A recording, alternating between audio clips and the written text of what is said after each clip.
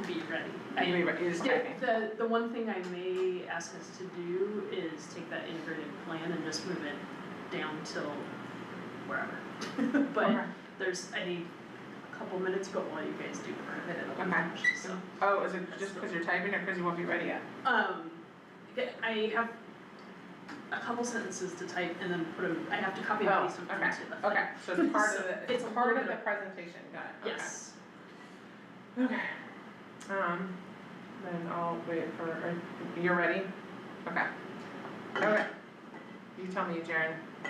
Go for it. Okay. So, at 6:05, I will call the August 20th Mapleton School Board meeting to order. Our mission is to provide a supportive and safe learning environment where all students are encouraged and empowered to reach their educational and personal potential. And we'll stand for the flag salute.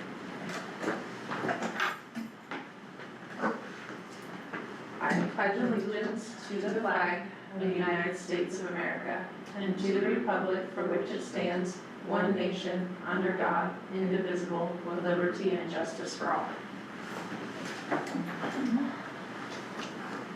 And everyone saw the agenda. I'll ask you, Jaren, is there any changes?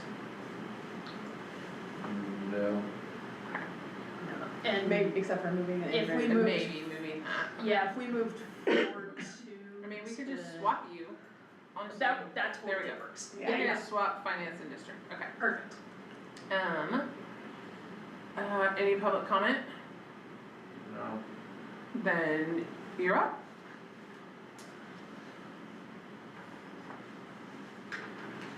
Sue needs time. Talk. Talk about each line Every here. line, I don't need that much.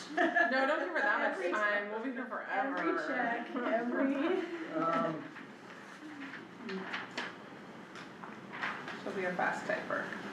Nothing too much going on. Closed out the year, have the auditors coming in another 2. But audit starting in 2 weeks. Nothing, When school starts. No. yeah. Nothing real.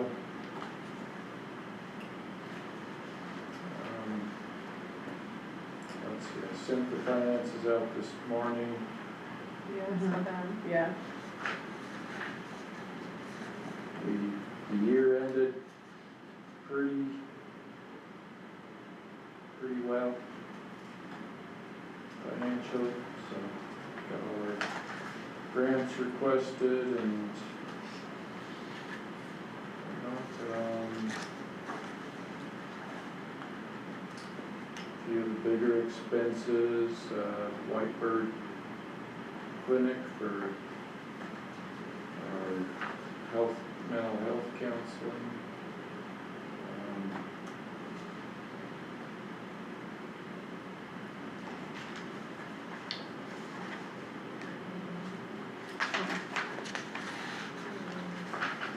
All these negative general ledger entries are just because it's like expenses accrued that are being reimbursed by grants. On the July July, yeah. July one? Yeah. Yeah, that's what, okay, cool.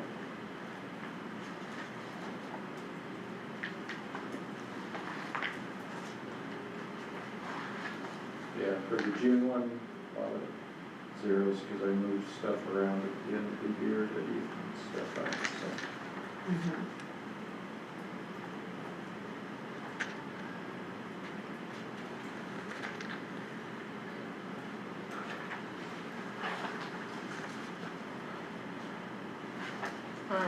All right. Does anyone have any questions? No.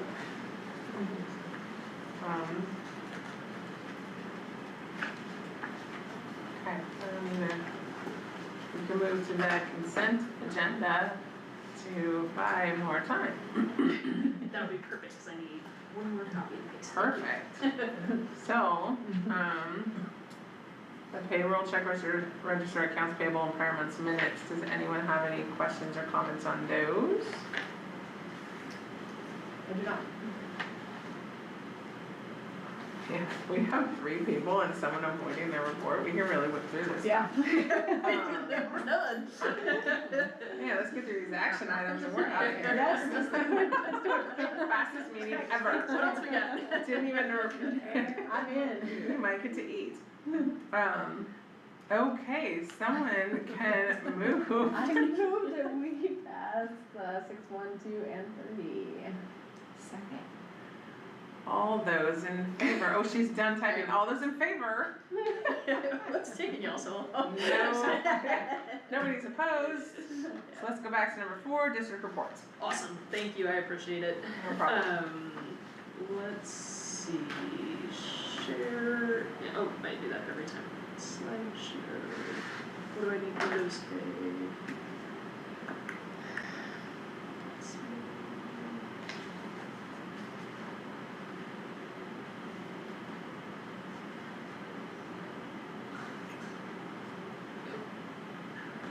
Okay, and slideshow not share, okay. So we'll start with year in review, looking forward, some of this will repeat into the thing I have to read to everybody, but I'll try not to be too redundant. So 24-25 goals were similar and continue to be a focus. Attendance, belonging, and communication, and then at the teaching and learning level, formative assessment, literacy, and belonging, and just a run through of some data. There's one more, there we go. So our goal, 75% of students attend school regularly, and that we have more than 90% attendance. And actually, I didn't catch this on this slide, I was stealing one from last year, but because we hit that last year, we were aiming to increase that even higher, and so 70 or 82, I think it was 78 and 82 were the numbers we were aiming for. I will tell you, we are taking we did take a dip.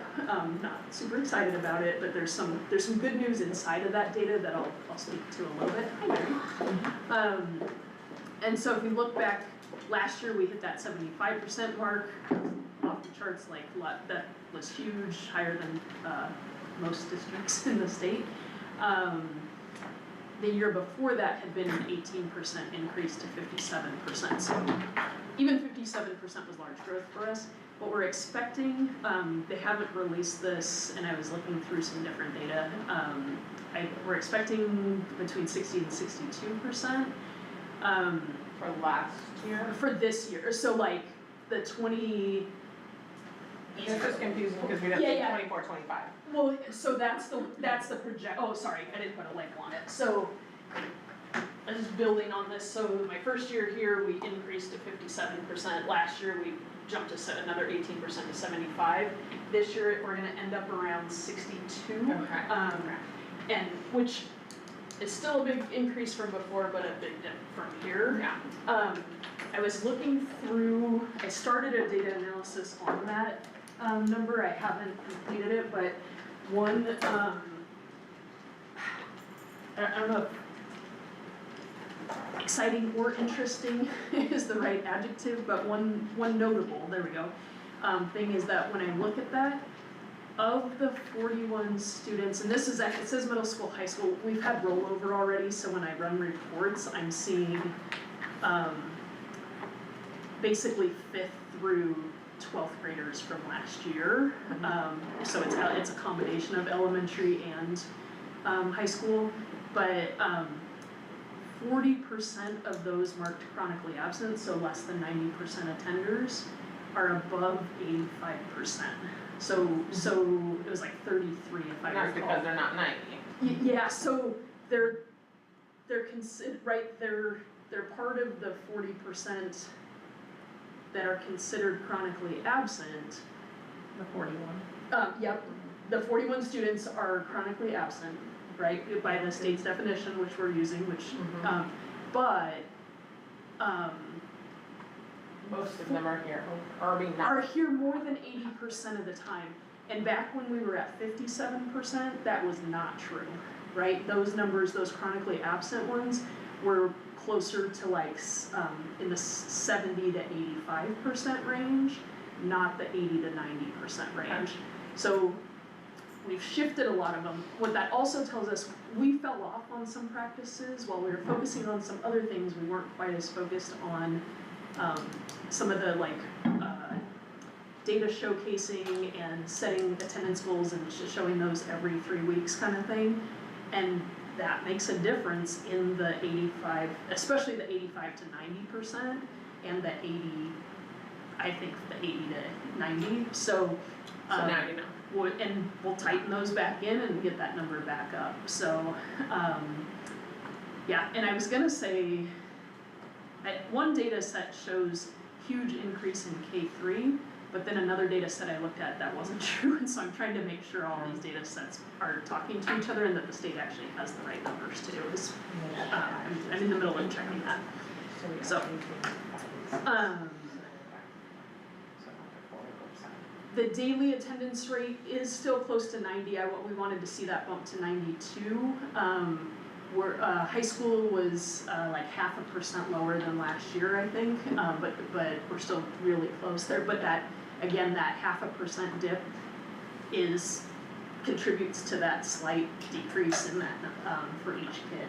And then we're still seeing Wednesdays as the highest attendance of the week. That one actually increased from the year before, but Monday, Tuesday, and Thursday dipped about 1% each. So, again, interesting data to try to figure out what to do with.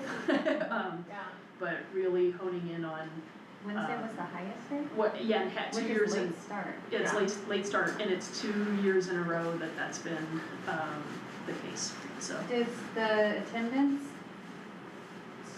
is it counted when the school day starts late, or is it counted with students coming, because we still allow kids to be here early? Yeah, It's gotta be so counted when it starts. it's counted like during instructional hours. Yeah, Yeah. okay, interesting. And is all attendance counted? Well, it would be, because that's when school starts, like right when crew starts, right? Yes, and the state's rule is like a half day in there too it's over some percentage of the day. Oh, so like if someone was 75% of the day here, it counts as the day. Yeah, there's some, I don't know what that threshold that's is, true, but though, Yeah, 'cause it's like if the. yeah, if you go for an appointment or something like that, it's not not for the day, okay. So, again, but like, I hate the number because I always want to see it going up, and I say this somewhere. I'm gonna read this in a second, but in rural districts, you're gonna see that variability because we're small, and so like. I don't want to over rationalize it, and we have to be honest about like, hey, success is going to look like this, but we need to keep increasing. I mean, there could be a Get huge that number back variable. up. Yeah. Rural, I mean, just the year. Yeah. What was going on in the community, Yeah. weather, Yeah. weather over time. Yeah. And just to acknowledge, like last year, illness and They're all related. and Kate keeps telling me last year was by far our worst illness year. I feel like we've been sick for 3 years, but and then staff, we had a lot of staff out for extended reasons, and like just That does affect the student. it does, and I think all of that plays in. So, communications, a couple things we're always working to improve this, and I feel like I say this every year, but communications, like a lot of it comes down to time, and it's the thing that's hard to. You do all the things. Shoot, I didn't send that. Because you have a chat on your computers, right? Yeah, we have That's great. two things here. So the at elementary, they implemented a monthly newsletter by classroom, and had a lot of good results with that. So through Parent Square, they have templates and kind of complete that each month and send it out around the same time, and just sharing what's happening in the classroom. And so working to increase individual teacher use of updates, as well as full district, right? And then chat, so Google Chat, we ended up implementing over here. We were trying to troubleshoot some issues and how to work together as a team, and somebody recommended that, and It's so good, like was especially awesome. from in transition time, like I just ended with that kid and now you're getting that kid. And does anybody have eyes on this kid, and where's, and some sharing of things, like it just, Yeah. it's worked well, so elementary is actually, we're building some systems in for that. They also use radios and we need to be careful that we don't. Well, that's true, because it's hard with a lot of two modes. EAs over there, 'cause Yeah. they can't be at they can't see a computer, or it's not phone compatible, not that Yeah. they should be on their phone, but at the same time, they're moving. you Yeah, know? so we've been working on, like, when to use radio, when to use this, and are rolling that out with teams this year. So they're gonna give this a try as well. Completed and shared out the comprehensive health education plan, that's linked, that's on the agenda later. But I think just in terms of communicating, the year before we did the scope and sequence for literacy and what students are really learning at each grade level is another example of that, and we'll continue each year to have a comprehensive plan and keep sharing those to families and having those on the website. That's not on the website yet because we still need to approve it, but it will be there. And then the updated elementary report card, we're excited about, that's also on the agenda. But the teachers collaboratively updated that, and we think it communicates what students are doing and learning much better than the old version. So, couple versions there, or communications things there. Belonging, we do a lot of things connected to belonging, but I wanted to call out our student success team process, really honing that in last year. We meet every 2 weeks, elementary and secondary, to identify students in need of more supports and then collaboratively work to support them. And a huge piece of that is identifying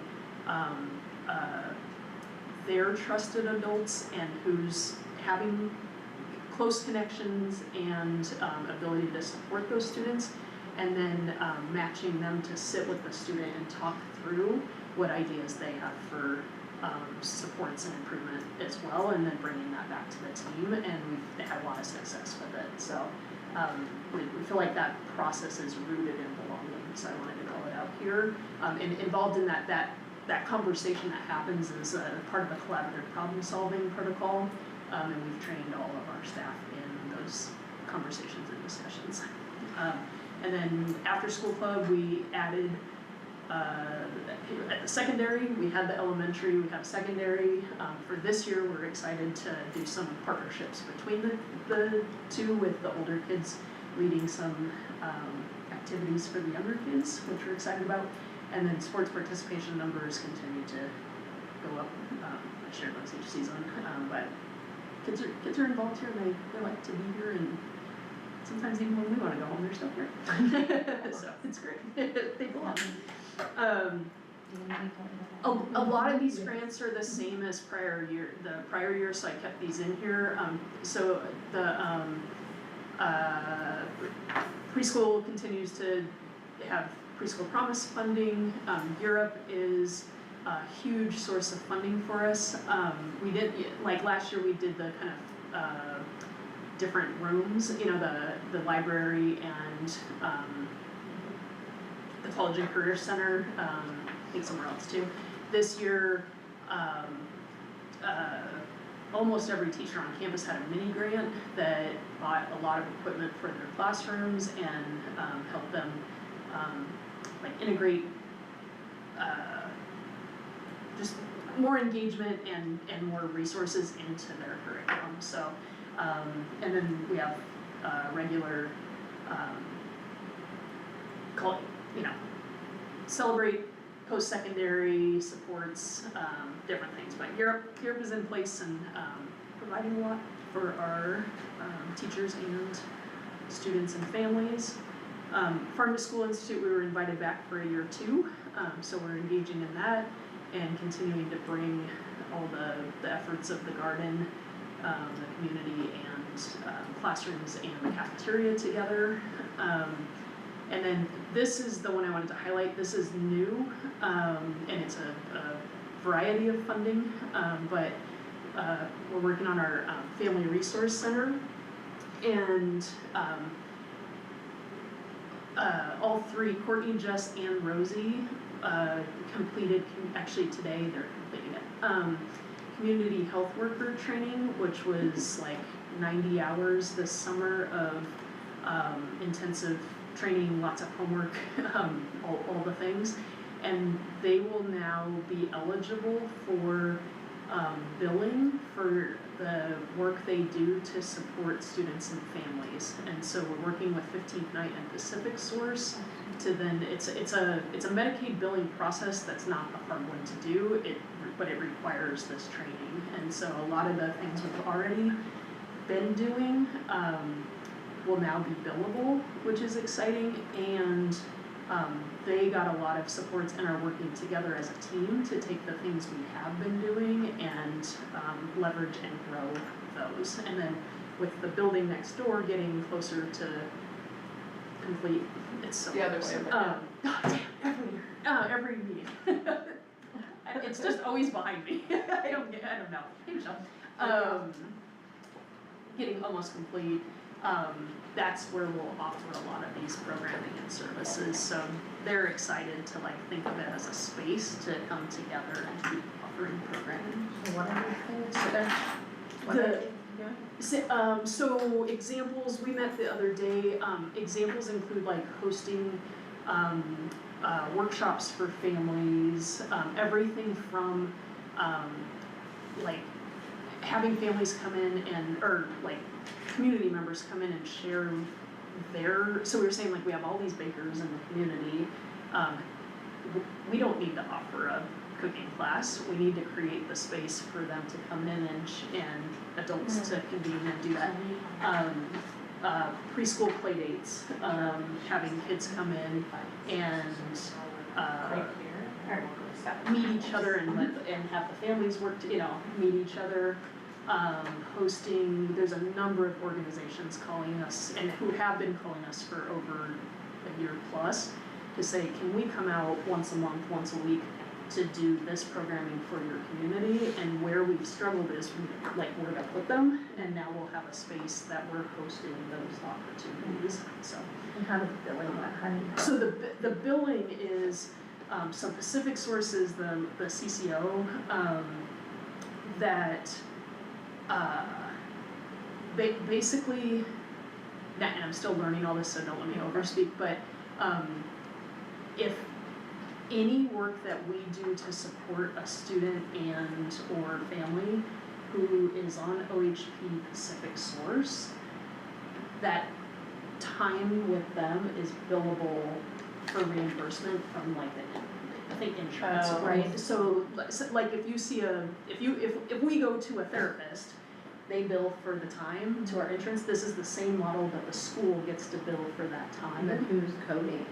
So in the process is designed to not have to be highly codable. It's that those community health workers That's are why trained. it's less difficult. Yeah, they're trained to know what they're allowable to bill, and then they keep spreadsheets on that. And the cool thing is, if they do a group, so say it's preschool play dates, and there's one family there with OHP Pacific Source, the whole time is billable. So groups and enrichment programming, you'll see us use words for things that you're like, why'd they call it that? Some of it's gonna be to make sure it's billable. So the word enrichment programming, when you're like, everything's enrichment, that's because it's billable. So that's the part we're working on. But I'm excited that there's about 5 districts in the county that are working on this, and we're seeing, and I think they said 15 organizations total, somewhere in that range. And the amount they're getting back in billable time is increasing every month, and it's new for all of these agencies. So I'm excited. I'll report on that, and I'm sure at some point in the financial report share some of that as we get started. So Upriver Vision team, Courtney, the thing I just want to add there is that the Resilience Hub funding allowed us to hire the food systems coordinator position that we split into 2 people, and so now we have a team there as well. And then farmers markets, prepare fair we had today during registration. We're working on the community kitchen. There's just a lot of pieces coming together that really are connecting kids and community together. It's fun. all of these are continuations of, prior grant funding, and so I just have those listed as, these are continuing. This one is closing out and actually isn't funding this year, but we were able to, fund Hoots for another year, under Stronger Connections money, so these kinda should be linked, I guess. So. And the Courageous Kids. They're a partner of ours that came out, did training, there's grief counseling, I have, all the books from the curriculum in my office were ordered through that, and, across the whole region, there's more trained people to provide grief and loss support, especially for kids and adults, the training was for both, but, yeah. Yeah, audits, best part of this whole report, there's none this year, finally. That better be true, they told me yesterday I'm not on any audit lists. So, special education, we had the rest of, the audit from the year prior, and, got an email that we passed it all with flying colors. And then these two were not very intensive, we were kinda worried about them, but, we passed them and, haven't heard anything, well, I assume we did, I didn't hear anything either way, so, but those were easy, it was like go in there and click some buttons and upload a couple things and be done, so, that wasn't. And the special ed one, they're checking, or Compliance in K through all 12? our IEPs, K-12, yeah, and actually, and it just happened checking in IEP completion, update, annual, what, are they just checking paperwork wise? Yeah, that audit is paper, well, there's some other components of that, so, but that audit specifically is your paperwork documentation of special education, and we were way out of compliance early on. That's the one where when I got here, I was like, we need work, and I asked for the audit, so they came and did that, and then we were, in the real audit, we actually passed the real audit first, but then had, from the old one, they still had some things they wanted to go in and have us, work on it, correct even more, and then that's the one we followed up and passed, Okay. so. Yeah, we're in, we still have room to grow, but we're in, our paperwork and systems are in a way better spot, there, yep. And Division 22, if you recall, there were like 13 things that first year when I got here that we, reported and have been working to check those off the list. These 3 were finished early last year, and so I just had these on the list to make sure they were checked. And then these 2 are actually in the K-12 plan that we're working to approve, and then if and when that's ready, we will send an update to ODE, and then we will be done with all corrective action, which is exciting. So,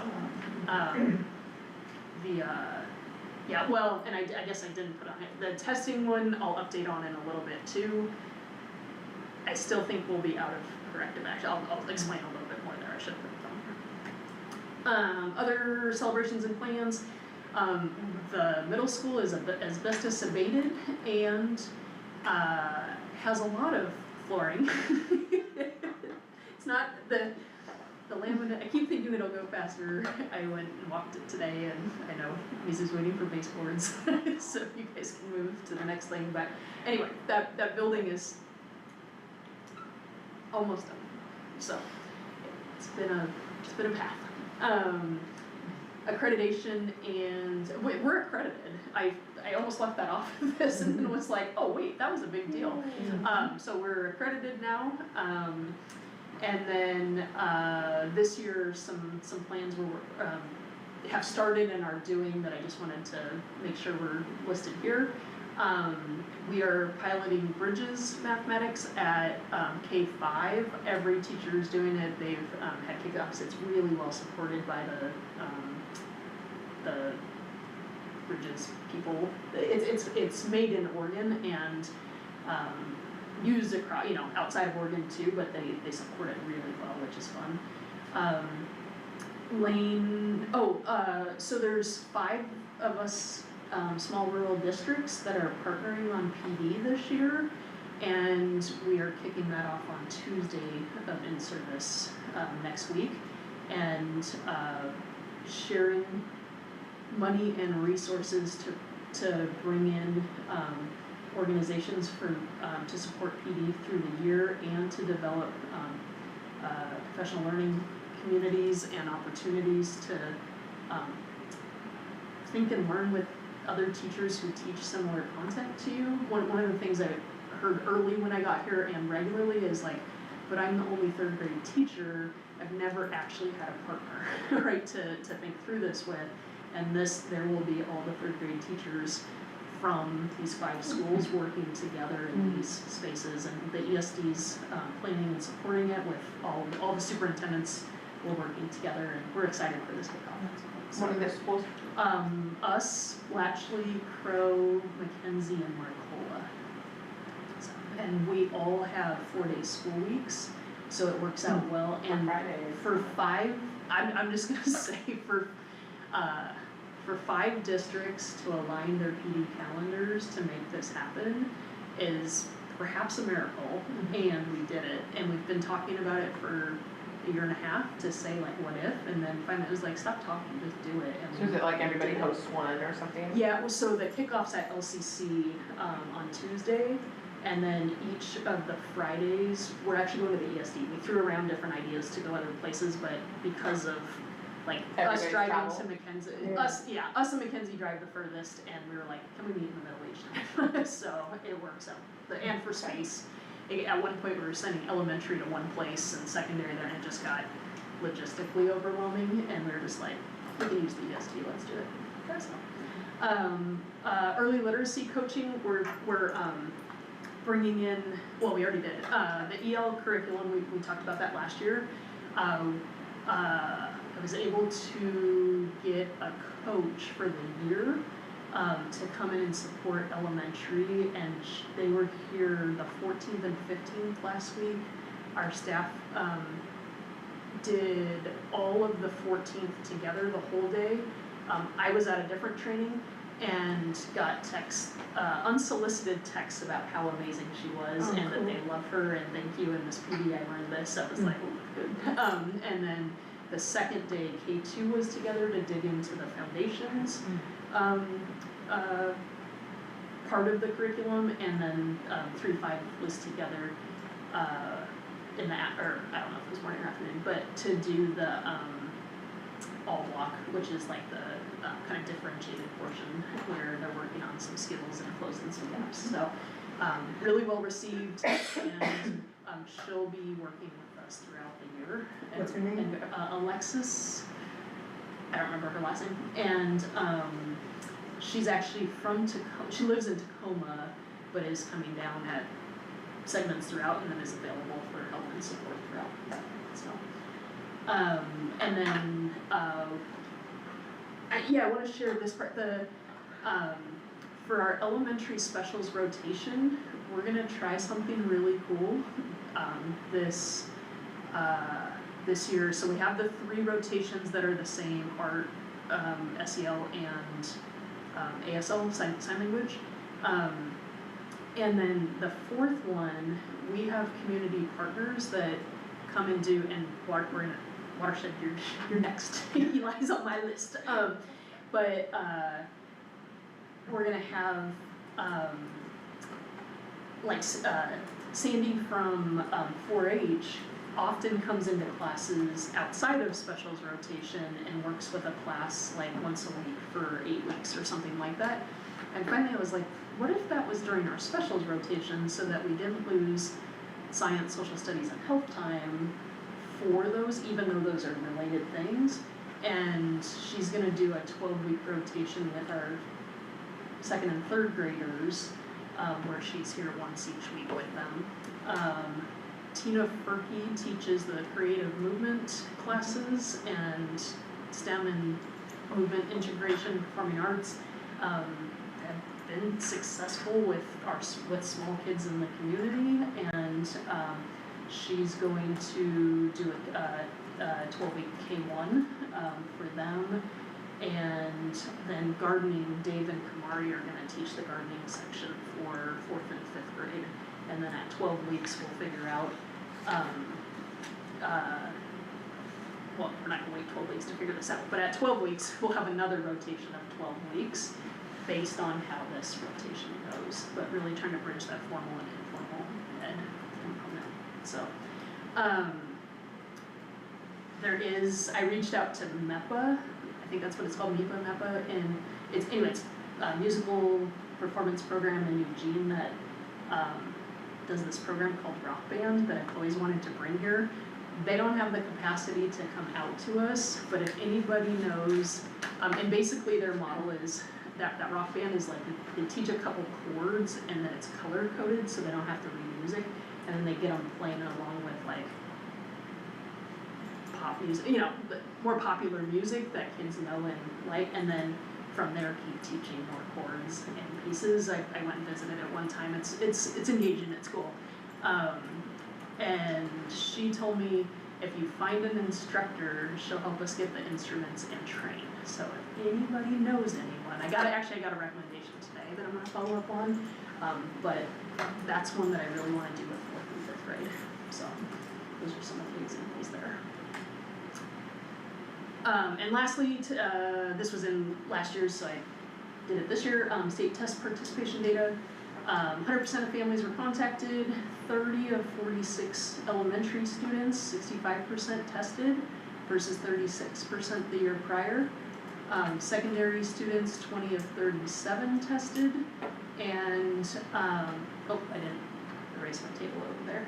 That probably doesn't mean anything to you, but those numbers are coming from there. And for a total of 61% participation. So big increases in testing from the year prior to this year, and that's where we're at. So that's my annual plan. Any questions or annual, whatever we call that, year in review and looking forward.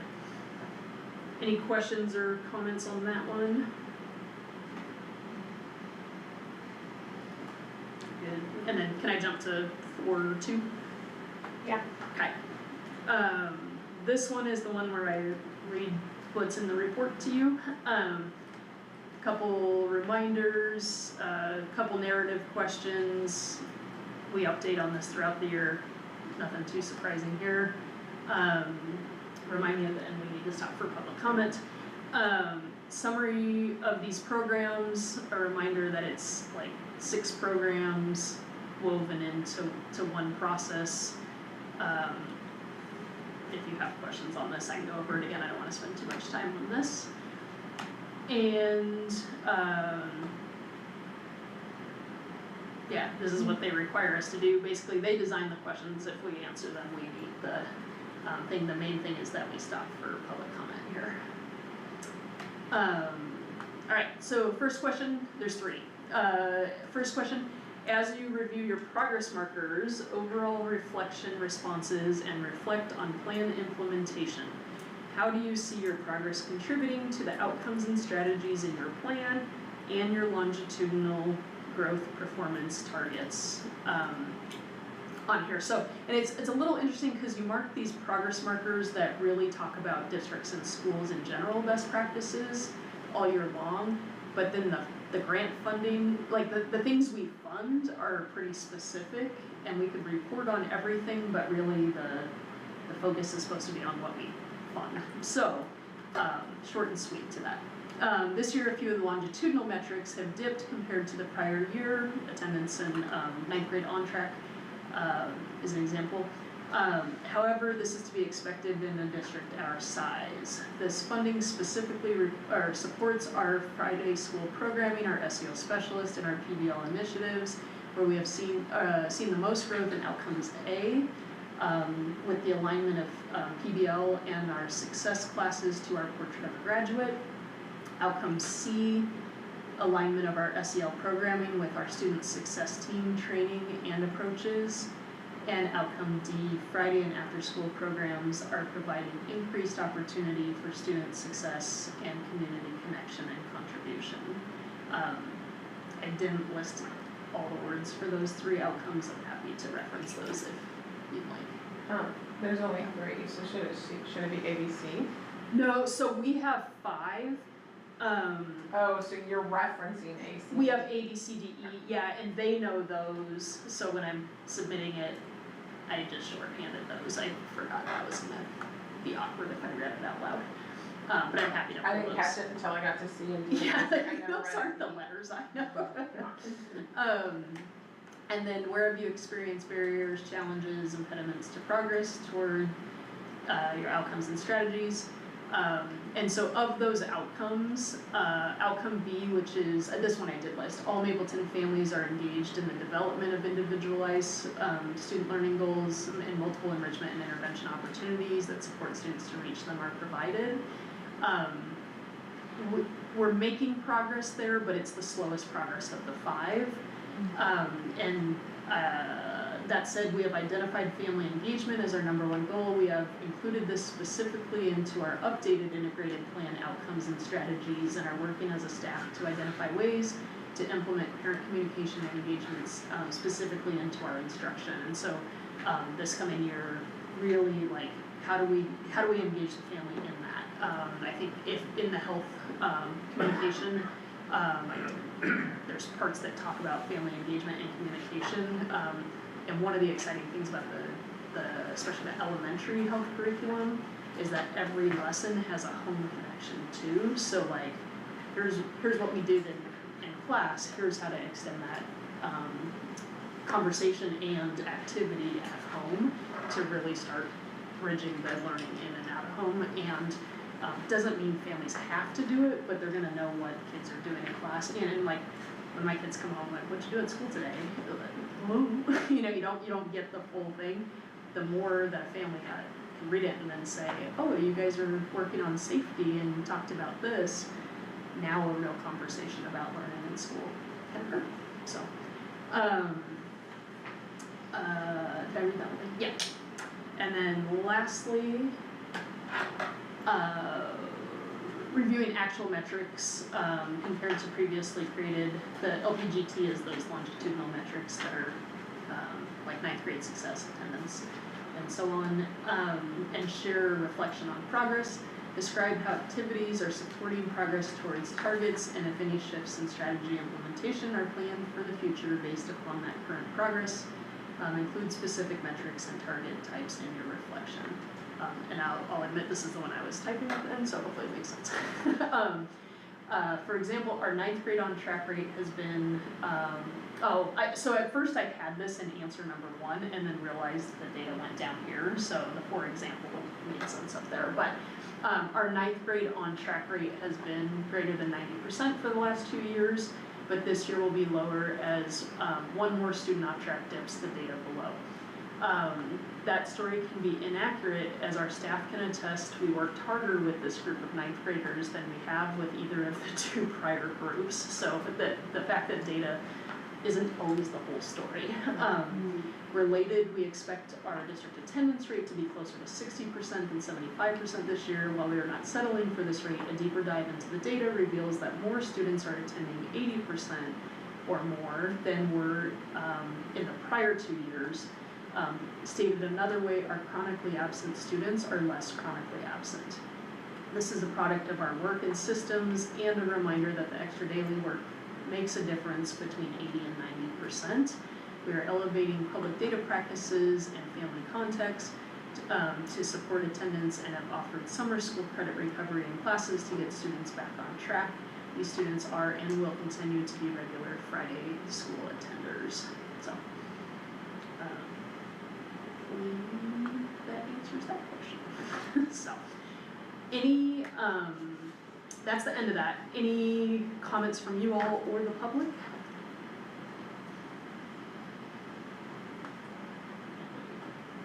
Okay.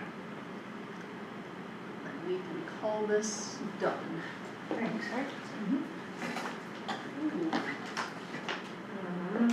Okay, so then we can move on to 7, action items, right? Okay. 7.1, elect board chair and vice chair. We can do them separately or together.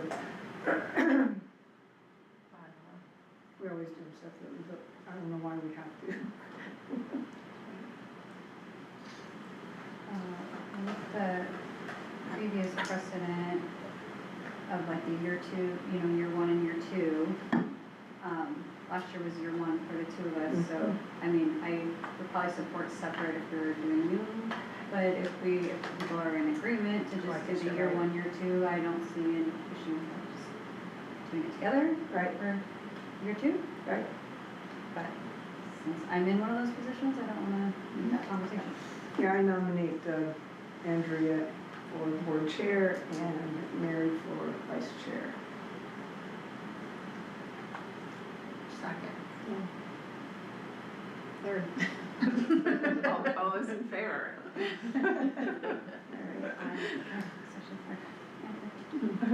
Okay, personnel. Kaya Ricks is replacing Kent, who retired, who drives our bus back and forth to Sausla and BC Cares. Or van. It's not a bus, it's a van. And then Amanda Bailey and Anya Painter are, 1-to-1, aides for our first graders. And then, yeah, we're really excited about it. Are they last year, not last year's kindergarten? They're brand new to us. One has experience as a teacher and we're excited. I didn't do this interview, but everybody who did comes with a lot of experience. And the other worked with one of the students over the summer through services provided. But the students are truly last Same year's kids. Okay. Yes, Okay. different staff, same kids. Okay. Yep, and then I listed the, creative movement on here, different, so not on our bargaining agreements, that's different, but I wanted to make sure that we were public and acknowledge, Tina as an employee of ours, so. Okay. I would entertain a motion to approve hirings. I move we approve 7.2.1. Second. All those in favor?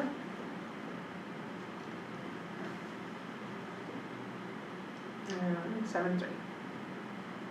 Both of those next two sorry, I didn't catch those earlier, Well, so I just Did you emailed out the English language learners That reports has it here to also. you. Yeah.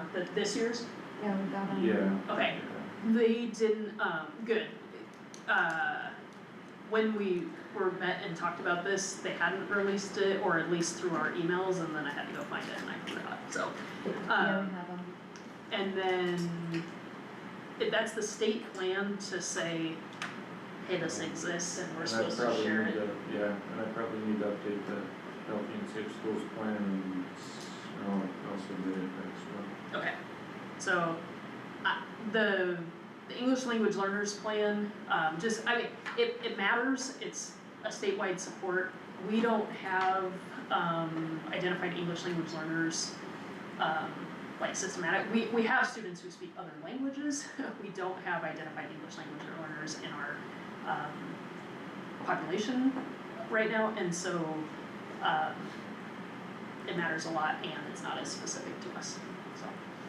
Okay.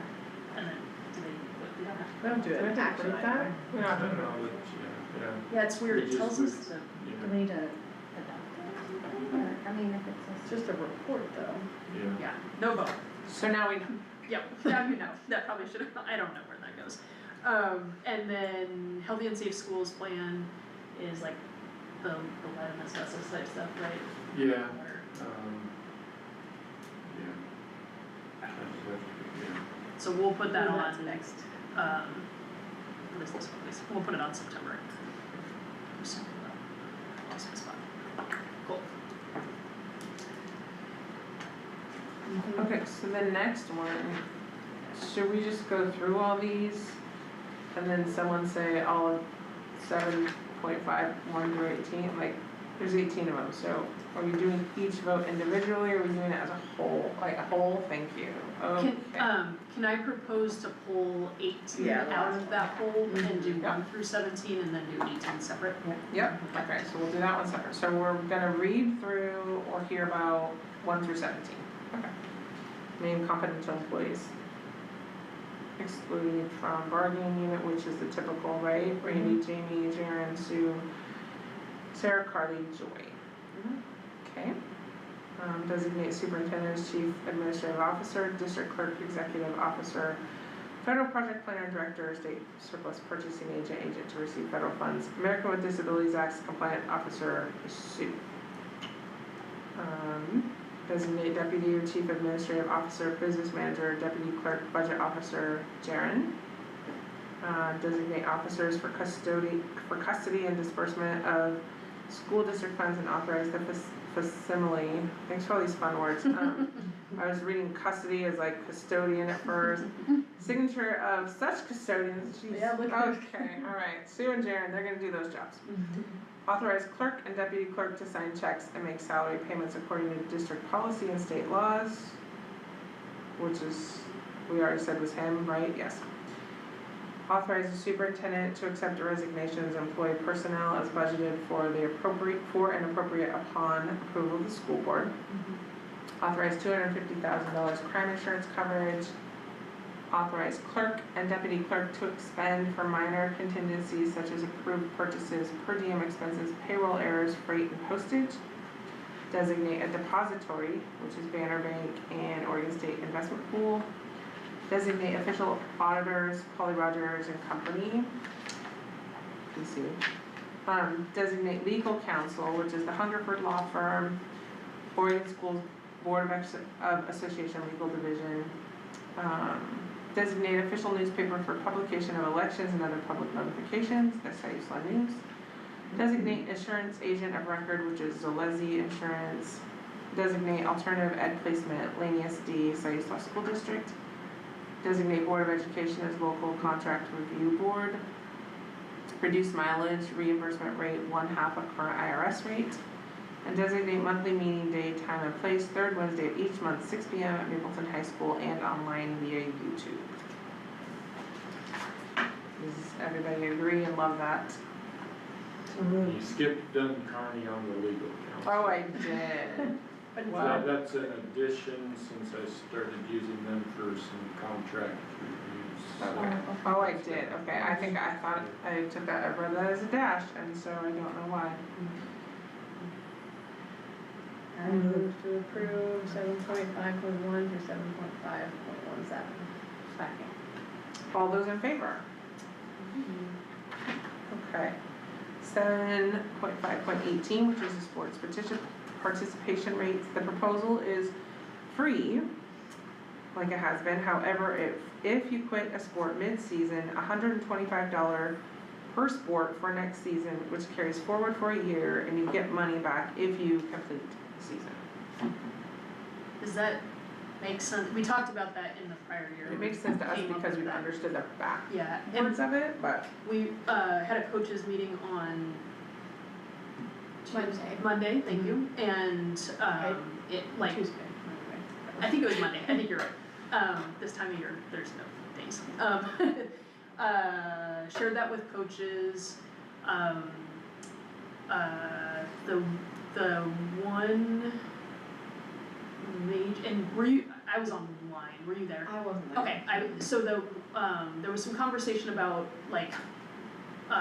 What if a family can't afford that? And I said, so we talked about options to have work, like an agreement to work off that same amount of money in different ways. We talked about that as a board, and the coaches were in agreement on that, and we would certainly do it that way.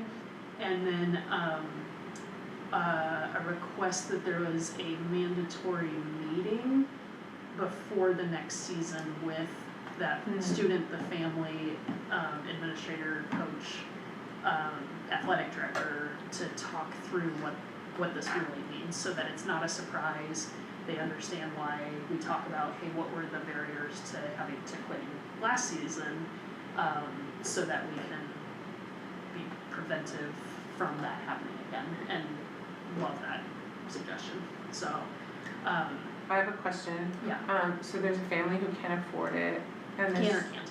Can't. Okay. And so the kid then agrees to work it off in that sense, and over time they've worked it off. Then when you get to the part of they complete a season to get the money back, Yeah, do they really get money back? no, Okay. so I felt that, like that was a flaw in there. yeah, thanks for, There's no money changed hands. yeah, there's no money to give back, so. And so then we're paying a student. Yeah, Okay. yeah, Okay. it will be a, that'll Good be lesson learned, right? Yeah, Like, yeah. Okay. So they Yeah. accrue So it's really, real money is returned, we can say Okay. that in there, yeah. Okay. You Yeah, like actually if have to actually. go to their room and clean their room. Yeah, I owe the same amount of time. Yeah, no, you get to go to the house. Their coach does. Yeah, there you go. As long as it's not me. Scrub that kid's mouth. Yeah. Scrub the toilet. Okay. Alright, so if anyone, does anyone else have any other questions? And I'll share the 125, Carrie and I looked up how much, like, Cost to play a The- sport. yeah, and, in separate conversations landed pretty close to 125, and like, we feel confident that that number is a good number. I, Seems common. I don't have any questions. The which carries forward for a year, that makes sense to me, but we just wanna make sure that's really clear, Yeah. that it's like 125 once, and then if they complete football, and then it's going towards basketball, Yeah. like they're not paying 125 each time, Yeah. and then the following year, they're getting a total Yeah, amount back. essentially, they get that 125 back just by completing that first season. It's just it goes to the next sport Yes. each time. Okay, Yes, so then but explain that. So that they- makes they- sense to they me, I quit just football. don't think that's super Yeah, They clear. quit football. They pay $125. Mhm, Now they play basketball. mhm. Yeah, So if well, they they paid, they quit football, so they so pay they pay to 125 play for basketball. basketball. Yep, And then they complete basketball, they get it back. no, Or they not, have to wait until football. they have to wait until football. If they don't go out for football again, if they decide, no, I'm not playing football, they can get the money back. But Oh, that money's gonna keep transferring until So, that okay, so they season paid of the sport they 125. quit. And played basketball. Yep, So they're technically in the clear, but they're not getting money back. Then they went out for track. that money is now paying for So track. now it's paying for track, and so then you round again to football. Yep. Once you complete football, It goes get back 100, to them. okay. Yep, What happens exactly. if you play, or you quit football, and you wanna play basketball, so you pay the 125, you go out for track, quit track Yeah. halfway through. We get we keep the 125. they'll Okay, never get the never get that 125 back. Yeah. Okay. Yeah. And then, If But then, what if they wanna try football again? And they have to 125, pay to do it. Okay. and then they have to do that all the way till track season now, Gotcha, okay. through completion of track. So Okay. it's a year, it's basically for a year from when you quit, it's gonna cost, you're gonna have a and if you participation were not fee. successful Gotcha. somewhere in there for the year, you're starting over again, and you're not getting your money back from the previous year. Yeah. Okay. Okay. And after just speaking as a parent, after the coaches meeting, my boys are doing cross country, and it was funny, they came home and they're like, one of them's less happy that he's doing cross country than the other. But we made him, and he's like, the other one's like, well, you can't quit, it's gonna cost money, and I was like, oh, that's a darn shame. And so like, it was cool to see it held It's already something hitting for them. kids. Yeah. Yeah, exactly. And even my husband was like, what? I was like, can't quit or you gotta pay 125 for basketball. And he's like, hell no, I'm not paying that, you better not quit. So like, No. it played out exactly how we intended, at least in one household. Perfect. So, The only other question I had then would be for a senior who, is, quits football, pays to play basketball, finishes, and then isn't gonna be playing any more sports, are they getting their 125 Yeah, back? yeah, Okay, just making sure. yeah, good question. Okay, And, shoot, you reminded me of something else. There was so we talked a little bit about when is the commitment made? So like, Oh. there are times where Dom's a great, I get to talk about Dom in a meeting openly. He's a great example of basketball where he was not gonna play basketball and we told him, come give it a 2-week try, right? As a, not me, that wasn't here then, but, and he came out and loved it and stuck with it. But we've had other kids who give it a 2-week try and are like, this isn't for me. Those conversations aren't quitting, right? It's Okay. that communication and, it's, we ask kids, especially for football, all the time, are you committed? Are you doing this? Are you playing? Are you, and there are many different points along the way to say, I'm not sure. But when you're 100% and we are making decisions based on your answer, that's a different, and we are very communicative with the in those situations, the student and the parents to say, there's a commitment, is that real? If you said yes, now you don't get to say, I don't know. Yeah. Okay. Yeah, so. Okay, so I would entertain a motion. I move to approve 7.5.18. Second that. All those in favor? Okay. 7.6, the comprehensive health curriculum and plans and adoptions. Yeah, hopefully people got a chance to click and look at that. So, like I said in the Division 22 part, we were due for health adoption and we needed to write our comprehensive human sexuality education plan and our substance use prevention and intervention plan. And all of those are in this document that lays out full scope and sequence for elementary through our high school, the health class, ninth grade health class, and then further details the lessons across there that are tied to sex education and Erin's law, which is child sexual abuse abuse prevention, and then which requires 4 lessons a year. And in there we outline what those 4 lessons are each year, and then in the last section outlined the all of the lessons that are substance use related. And then there's a couple other things in the substance use section.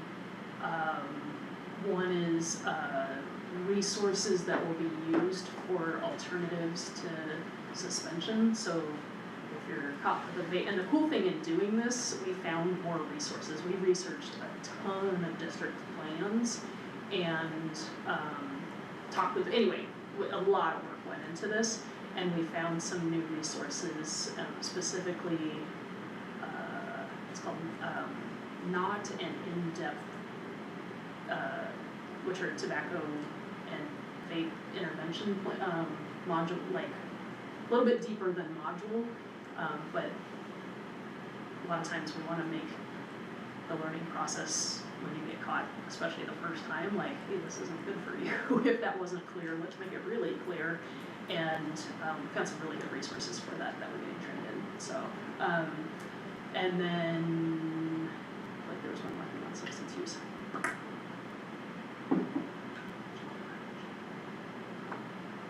And then throughout the whole document, connections to laws and policy and links to where you can find all that to see kind of where and why.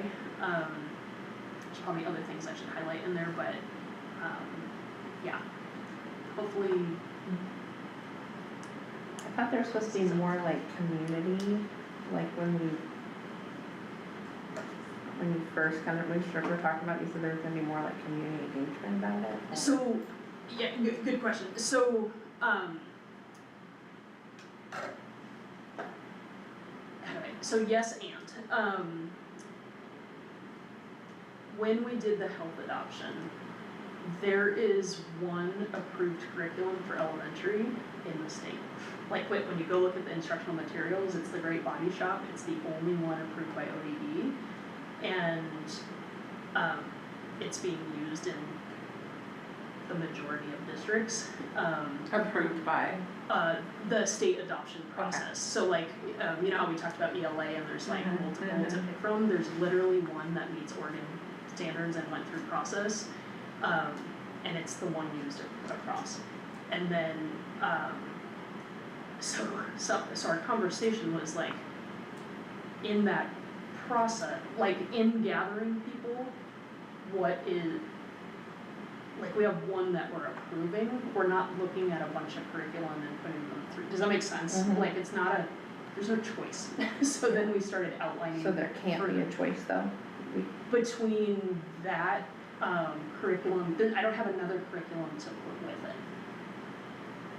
So you can't go outside of like, We can, but that's where I think, so, and if you look, so middle school and high school, we went beyond, I'll explain that in a second. But when we did our right, went to, and said what are districts doing, are people doing stuff beyond that curriculum? The overwhelming majority of districts in Oregon are using the Great Body Shop. They're not saying, here's this other health curriculum. They're not even saying, here's this other sex ed curriculum, right? They're sticking to that adopted one. so there's some that are. So what are they? Not that we found, when I say overwhelming, it's cause I don't know, like, I'm not gonna say all. Okay. But there's, at elementary, I just think that seems weird to only have one option. I don't disagree, and it's pretty darn good.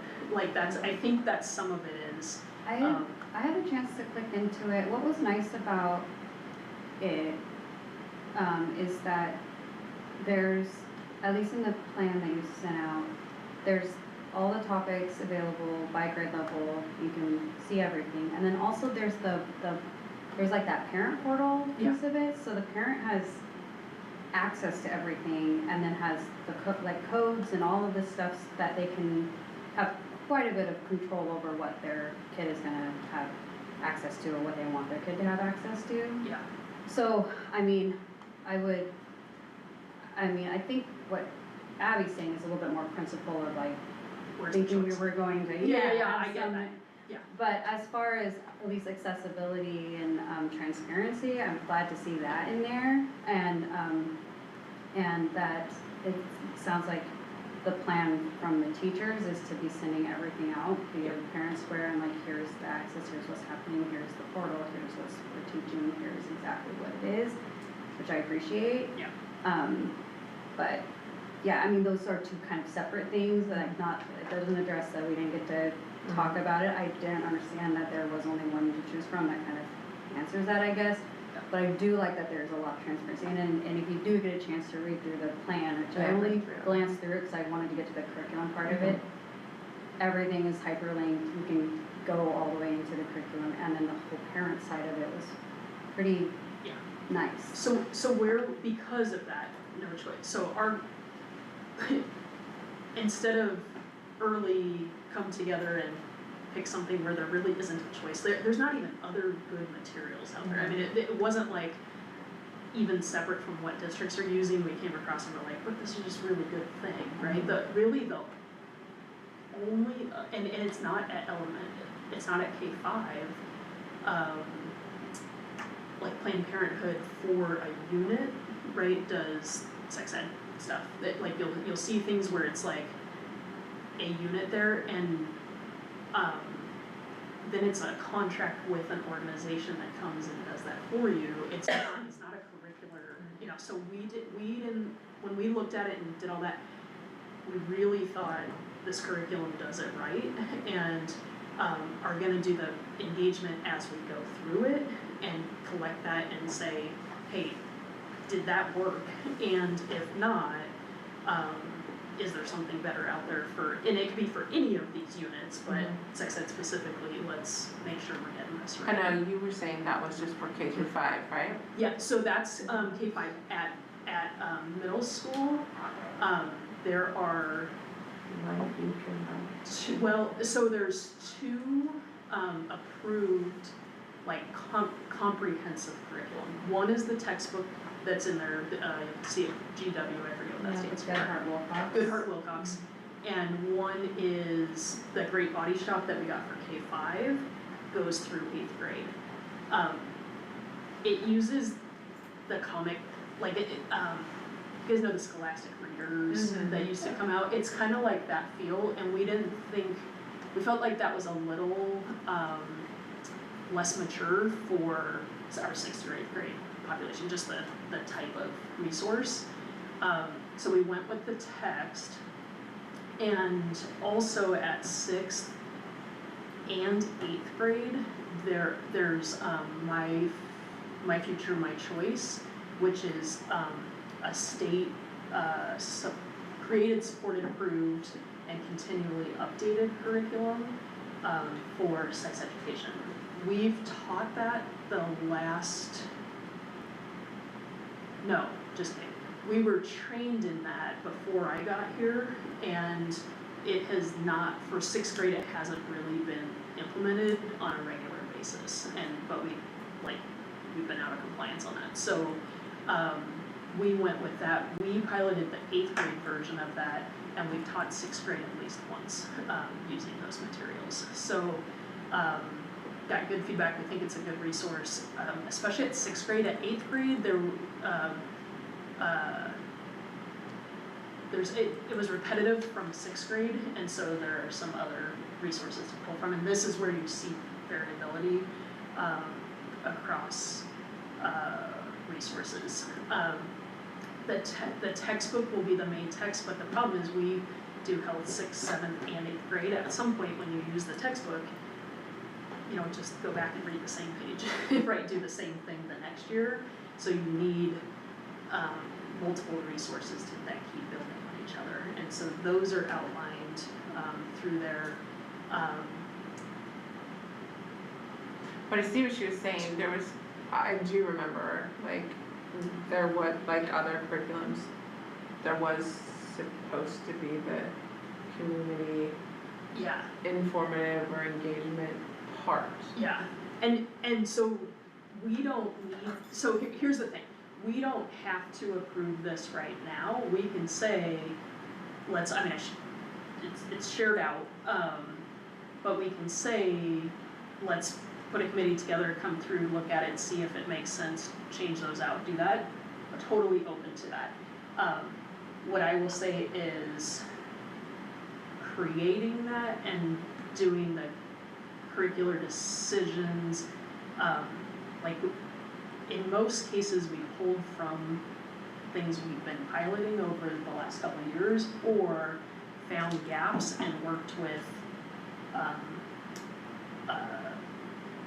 Lake County Public Health, other district health people to say, hey, do you have resources that fill this gap here, and and especially work to find resources that was the other thing, is publicly accessible, that transparency thing, that you can click in there and see that resource. It was one of our biggest things, but there was a couple times where it's well, we have these that are teacher created, or something that you have to download, it's not publicly available, and we went and found something close and similar that's public available for that transparency, so that I think probably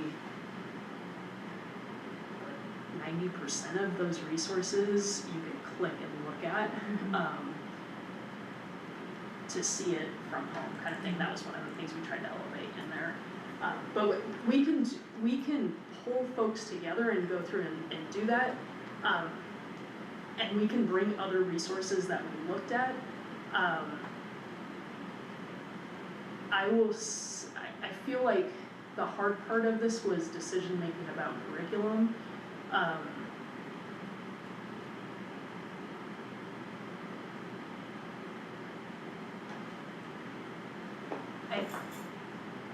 I don't know if community's making the choice. I feel like it's more the Well, there is a choice for at least parents to pull their kid from it. Yeah, for sure, and there's the every parents- opt-out letter is Yes. written in Yeah, there. the parents already have that choice Well, though. for sure, Yeah. but do all parents know at this point there's a new health curriculum being adopted? Cause I told my sister and she was like, oh, okay, like, she's gonna do whatever she's gonna do, but, like, she wasn't aware.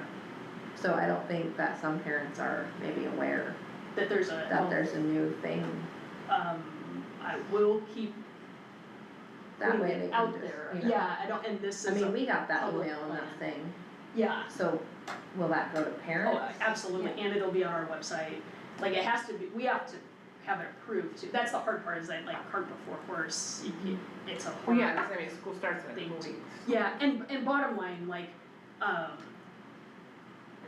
for,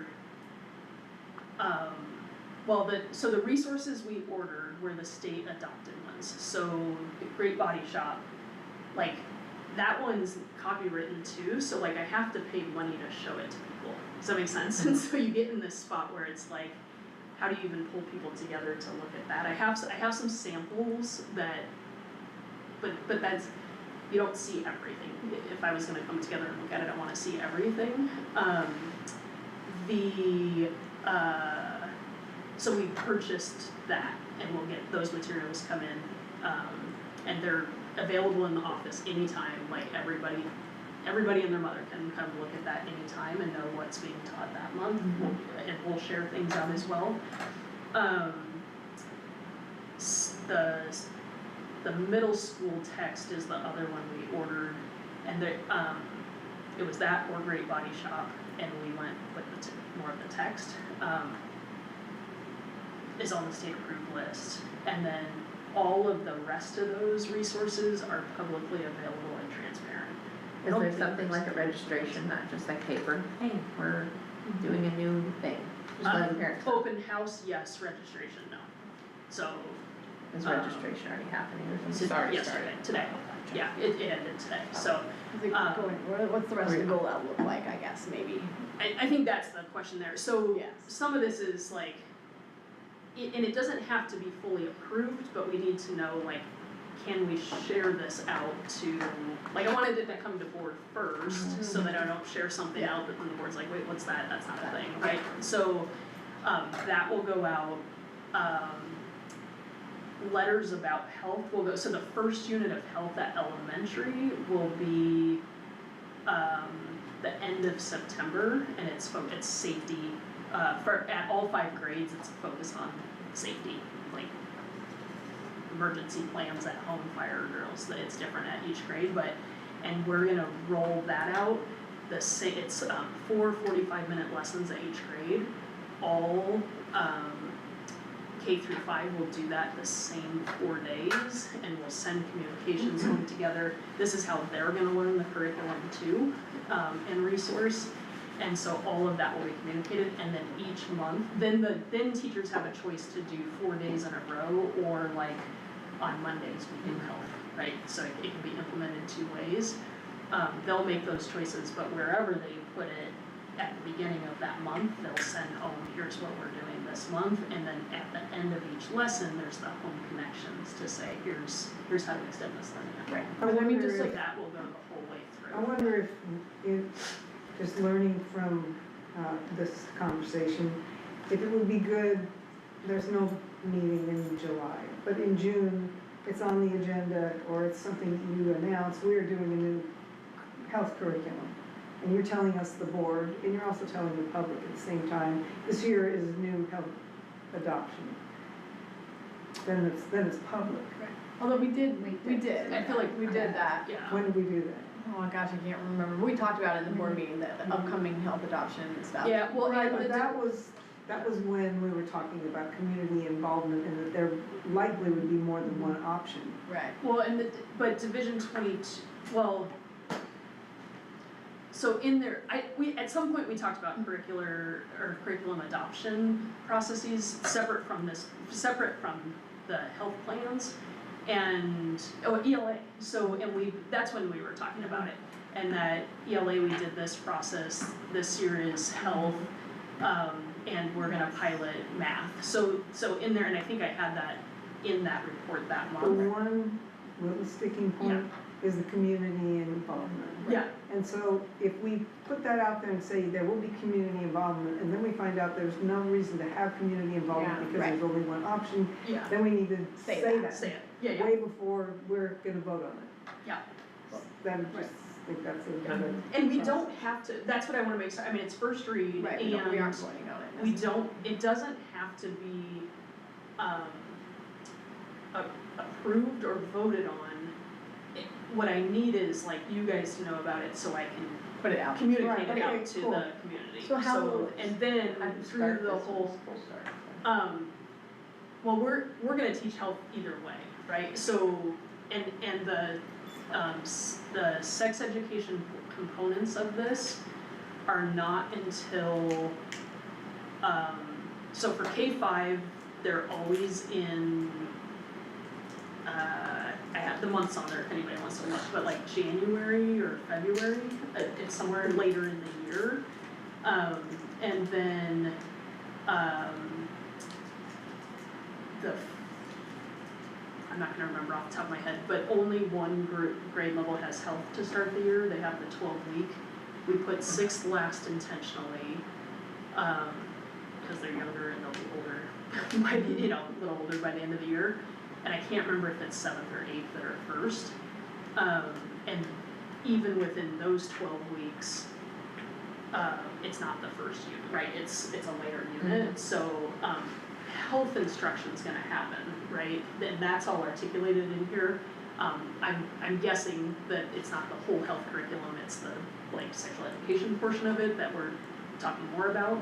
And maybe to some extent the substance use, and those are later in those units. So we can still kick off the year and say, here's, hey everybody, here's health education, here's the new curriculum, and bring people together to look at that part. And then we'll actually have the materials in order to look at them for real, instead of just talk about them, right?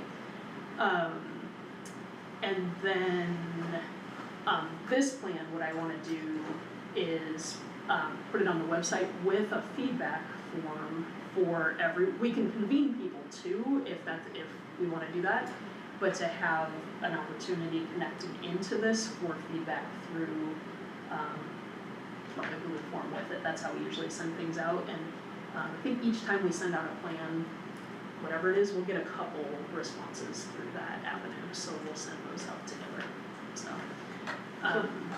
So right now, basically, this is like the board's chance to look at it before it goes out, which Yeah. is. And I like, have shared this which is with good. staff too, just so you, like, I did send it to staff to say, hey, Which also makes We're sense, we launching want this, staff to see it Yeah. before the community does, before the community asks questions and the staff's like, I don't know anything about this, so that totally makes sense. So this is, so you're notifying us, the board gets to look at it, we're like, okay, we've seen it, let's send it, let's like put it out now to everybody and have everybody make sure they have the opportunity to go through it and stuff, and then comment on it. yep, and get feedback, and if it's, well, and so that's the other thing, then open house, that's the other piece of it, so at open house, all of those, curricular components, so some of them are not, like, some of them are in a computer, so we'll have computers, they can come click and look kind of thing, but the K-5, instructional manuals, those kind of things are there. We'll have those available out, people that can ask questions, interact with it, and then, get feedback there as well. So, a couple different spots to engage now that it's articulated through there, so. I get, like, I don't think I said the first part as well as I wanted to. Once we sat down to start that process, it became, we realized how hard it is to make the curriculum transparent without having the curriculum picked and laid out. Does that make sense? Yeah. So that's why it went in this order. I wanted to make sure I said that well, because otherwise we're and if you wanna go read people's plans on other district websites, some of them are incredible. I think we're in the incredible end of things, with transparency and detail and all those things. Some of them are like some of them you can't find, and some of them are 2 pages that say, yeah, we follow the laws. I mean, it's a little more robust than that, but we could have written one that says, yeah, we follow the laws, here they are, without as much transparency, and that was the give and take, is like, no, let's lay this thing out, let's find the things we think are best, and put that forward, and then give a chance for people to respond to it, through that, so, hopefully that helps explain that. So this will go out, So we're gonna- now that, this will go out like soon, so that, For sure, People like have a chance. tomorrow, but Yeah. I just wanted this meeting to occur No, I know, first. that makes- Yeah, I makes didn't good, wanna it share it makes to you sense. all and then, right, I just don't want it to go out like in like 3 weeks, cause then school will no, start, so like literally tomorrow. Yeah. So as far and as the Google form will go with it. transparency goes, just cause it does feel crunchy and awkward, just cause it's like school starting and yet Yeah. here it is, but the basis of it is, there's not other choices. Staff and everything agree this is kind of the thing to go with. Yeah. Parents should check that out. If they don't, they should have feedback anyway, even if it's like, well, this was kinda awkward, or this, Yeah. I don't really like that, or maybe you could have delivered it this, whatever. Yeah. Feedback in general Yeah. is great, whether they like the curriculum or not. And then if they don't agree with something, the option is to not participate. Yeah, Okay. and there's that whole section in Yeah, there there's a that lot of- I explains mean, it's that not like we with- had 2 or 3 things to choose from and we all kinda had a process to like look at that and kinda give. Yeah. This one, there's really not, so your agreeance or not is if you don't participate. If you do, you can still get feedback, because that's how. Yeah, and especially if something's not clear in there, or they had questions that are Yes. unanswered in there, that can keep getting added to, Okay. right? So like, that gives us a chance to go in and clarify a section, or add a new section kind of thing, like, I love that kind of feedback, so. I think we're saying this, but I just wanna clarify, that, I just know that as a parent who's had kids go through this kind of more recently, like, we do get something sent home that says, we're gonna be starting this section, here's what it all looks like. What would be helpful, if you're gonna be sending this out, like tomorrow, is to have a similar notice go to those specific parents that this is gonna impact, and saying, this year, your student is going to be, there's gonna be a module on these subjects, even if they are happening later in the year. And if there's been a new curriculum adoption, or it's been a readoption or whatever, and here's the plan for that, so take a look at it. So it's like a similar notice to what I would get, the couple of weeks before, but at the beginning of the year, but really intentional to the parents whose kids it's gonna impact.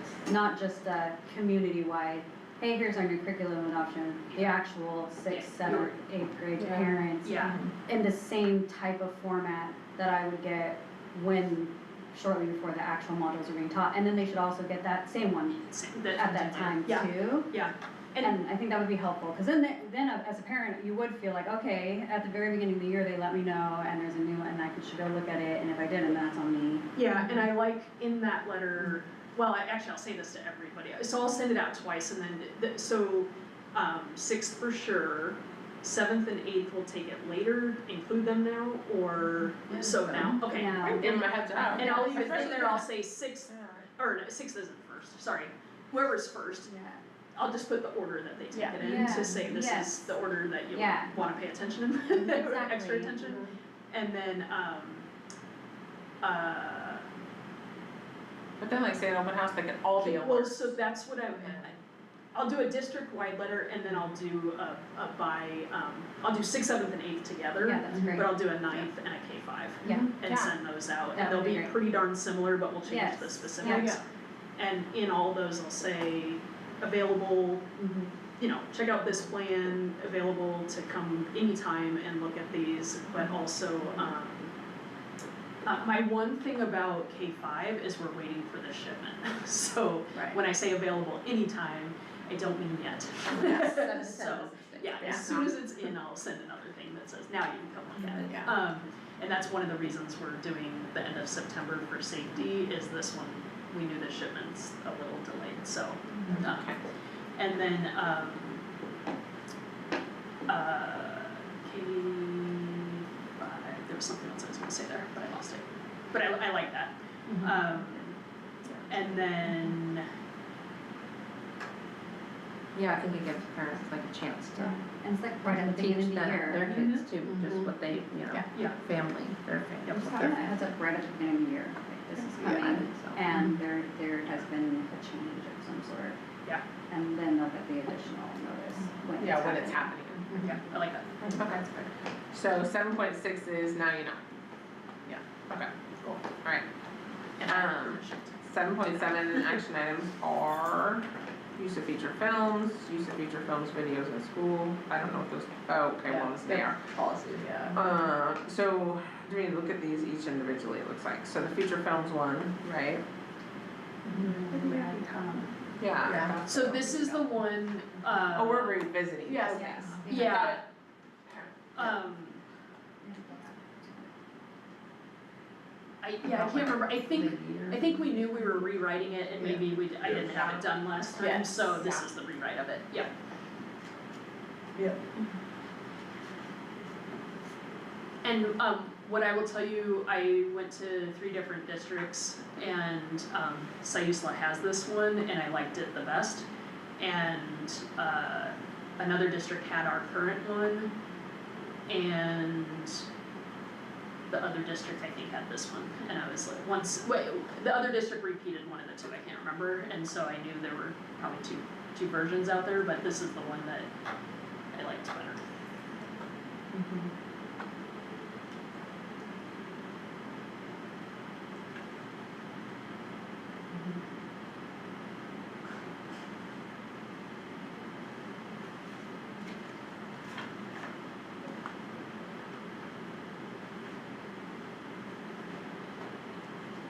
Yeah, it's good.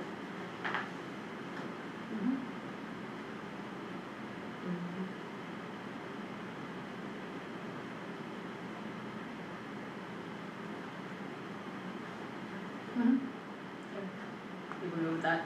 Yeah. It makes it a little less cumbersome, but it actually provides more clarity, I think, so. I like that, yeah. Pretty good. And this, that can be a first read or a decision, I think at this point, that's up to you guys. Yeah, cause it's not. And the AR, did you show, the AR is just like, hey, include this when you Yeah. ask for permission. Like especially their waivers and And it stuff, right? repeats that, Yeah. yep. Does anyone have any questions or discussion on it? Shall we approve it or not? I move we approve adoption 7.71, 7.72. Second. All those in favor?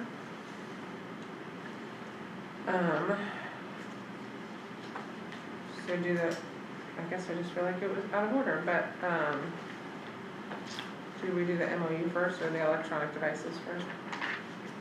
It's easier for you guys in sequence. Okay. We just keep going in order. Okay. So following last month's meeting, that's not true, end of the year meeting, I met with both, Mapleton Fire and, Western Lane Fire and EMS, and, crafted this, MOU. They have both read the language, agreed to it, and are bringing it back to our agencies, so. I think it's a good follow-up to what, the community asked for. And put some clarity so that we can point to it if any neighbors have questions in the future. And my understanding is Lifeline landed pretty darn late last night. Yeah. Is that true? I saw that on Facebook about 8 or 9 o'clock. Heard that. It's a good thing. Yep. Yeah, I never had any questions about it. Either. Yep. It's good. Can be a first read or a vote.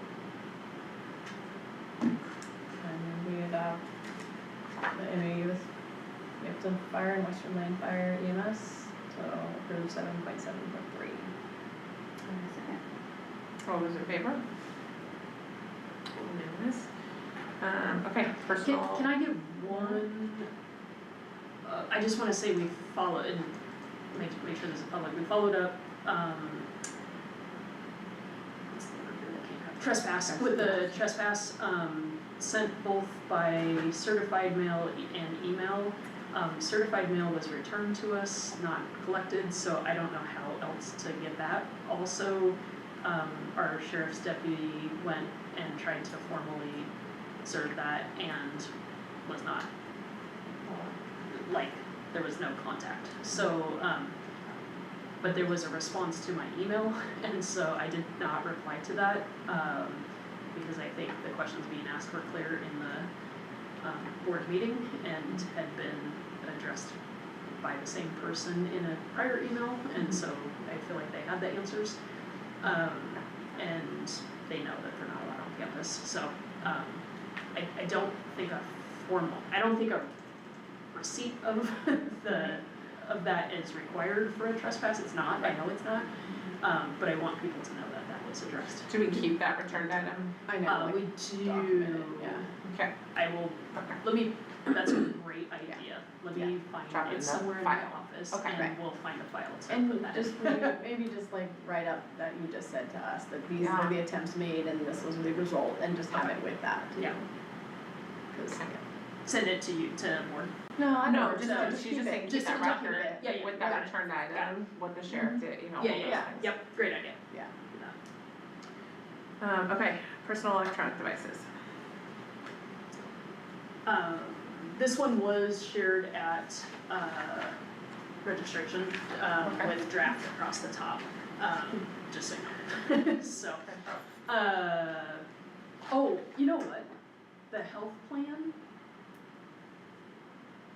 I do believe we printed a copy of that and had it sitting on the table up there. I did send something, so whether people looked through that or not, but I just remembered, I'm pretty sure we did that. I either said keep it in the offices for when we're ready, but it was at the same time I was sending emails about registration, so it actually might have been at registration. The likelihood that somebody looked through it is probably pretty low.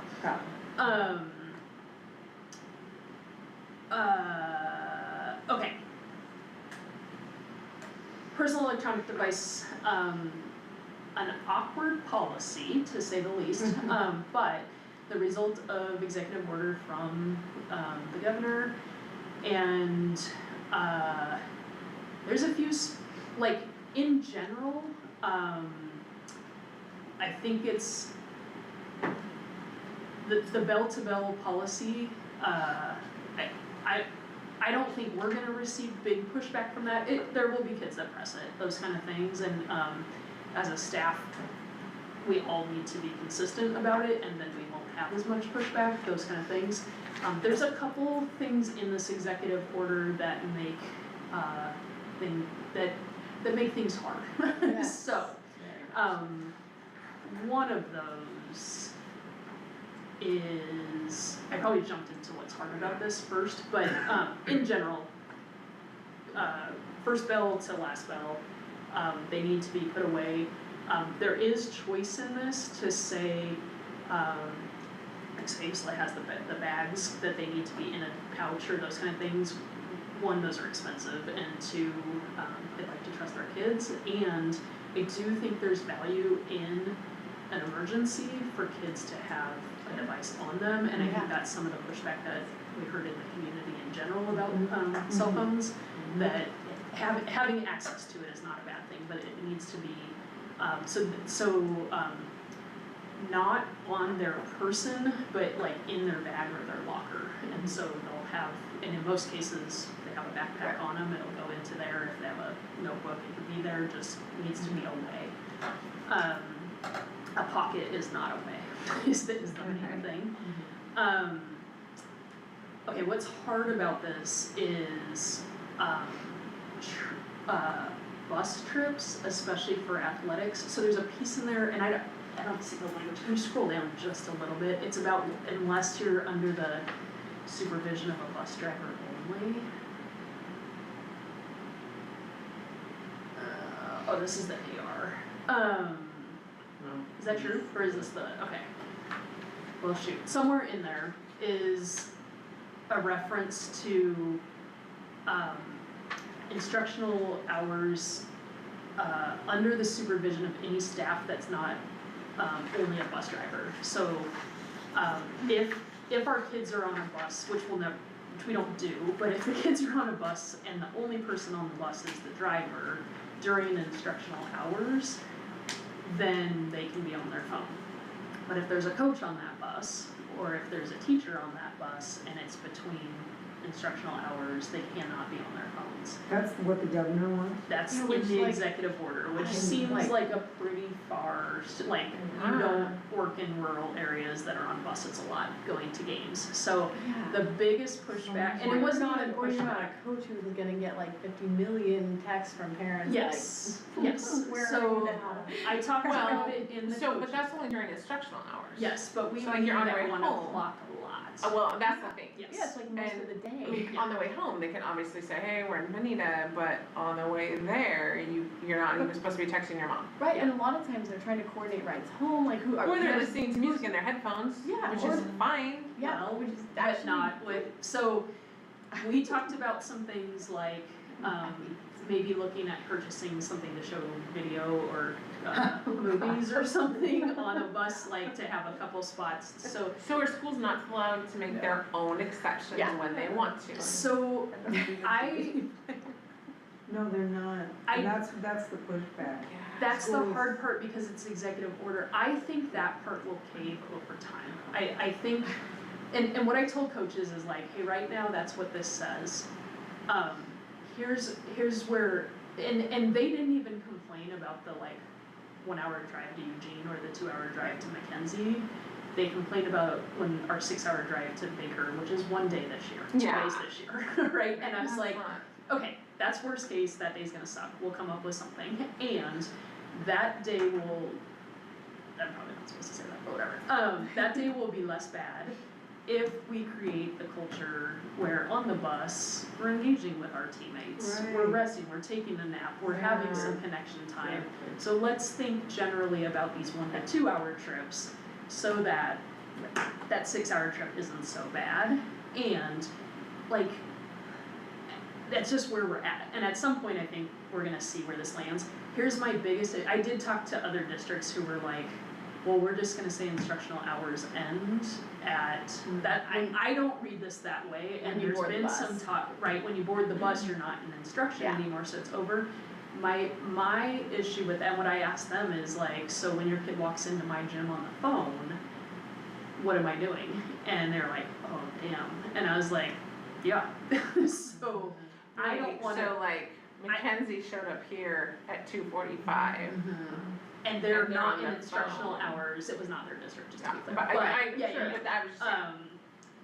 And their staff is interpreted, we are not in instructional hours anymore, so they're walking around our gym on a phone and sitting around, but Okay. I'm in charge of making I thought sure everyone be phones smart aren't being and used they on our just let that campus. happen on the bus. Yeah, so I was gonna say, like, they just, that can be on the bus, the phone. I just feel like wherever that line about unless under the cert of a bus driver, if that was just removed, we'd be fine. Right. Then we will Right. figure out Yes. buses, we will say, hey, school rules are still in effect, we're on a field trip. Hey, Well, do school they rules say are that not, because, and we're at do it. you think they only said it because, I mean, hardly ever, I mean, it's only when they're driving them home, right? That a bus It's driver's already alone with outside them. of, it's the And that's out of dumbest, instructional hours. it is so dumb. It doesn't mention driving either one of them. Say it again, It doesn't mention driving in either one, Oh, so. did they take it out of the? because I could see that they don't need the bus driver to be responsible for that. Yeah, Because, I think that's why they did it, right? Right, Like, 'cause you don't she want them can't be- distracted or she by- or he can't, yeah, yeah, I anything can't be else. monitoring everyone behind me Right. on their dang phones, I'm driving all these kids.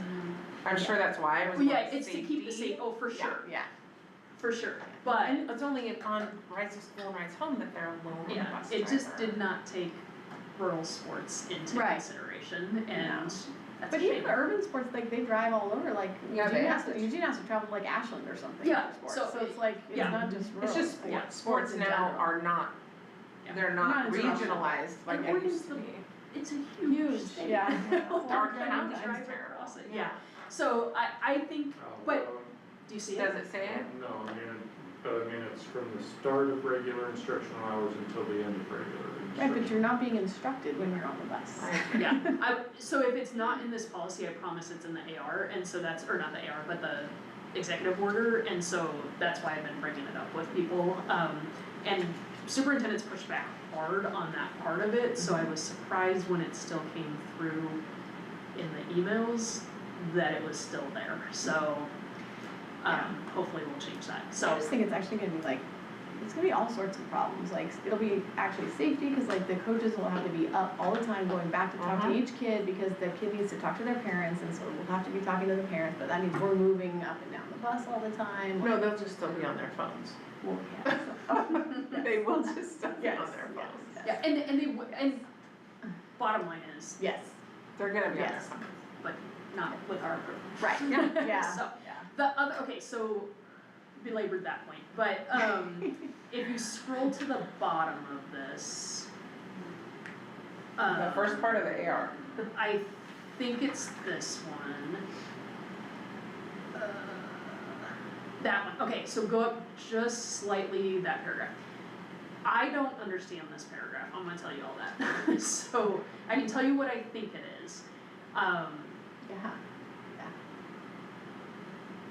Well, they almost gave you that option. Yeah, to in use it. independent communications. What is the So- what does 7 say? Independent communications means communication that does not require assistance or interpretation by an individual who is not part of the body. What the? like a So text, if it's- I need to text my mom and Mizu's my coach, yeah, she doesn't need to be a part of it. right. That's what it seems like. That's what that is? I feel like. So is that true at school? May, That sounds like it's true at So school. here, what I think So this weird. is a result of, and I don't have any other explanation, is that an executive order moved too fast and is in, this law hasn't changed. And so we have two different, definitions that we're operating by, and OSBA is stuck trying to clear these and just They're put not there both yet. in there. Yeah. That's the only thing I can come up with for this paragraph. Because then they say except as prohibited by this policy. Mm-hmm. Right, because if then a student comes in and says, oh, this isn't a personal device, it's independent communication, right? Like, I don't understand. are they talking about students that use electronic devices for, like with disabilities? Doesn't say it.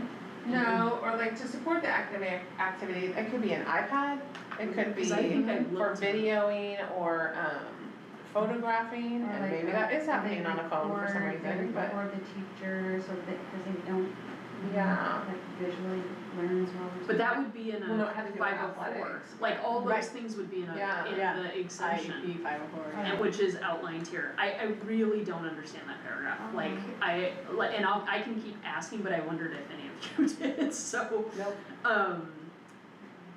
I know what I took out of it, but. I think I looked this up, but I'm forgetting now, what is it, 336840?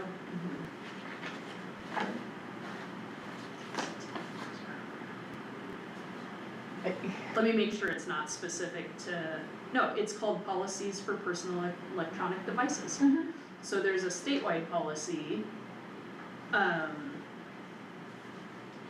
that says each district or school board shall adopt policies for the use of personal electronic devices in schools of the school district as provided by this section. So, I feel like the executive order overrode this, Mhm. and so now I don't understand why that paragraph is here, that's why I'm stuck. And then the other part, I think Mizu is the one that you were referencing. Yeah. Then out of nowhere, like Like the that. last is like, and don't be a pervert, Yeah. or you'll go to Because like, jail. in this whole policy about like, yeah, it's weird, I was like, And so that cut and paste. exact paragraph was a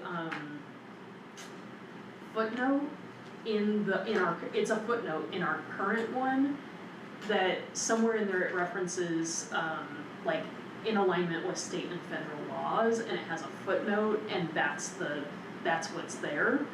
Right. And so I don't know that needs to be here either, Yeah. but this is what OSBA sent over, It's so. just a weird place for that, it seemed like it would go in, like, it's so, strangely unrelated to kind of the content in the rest of the policy.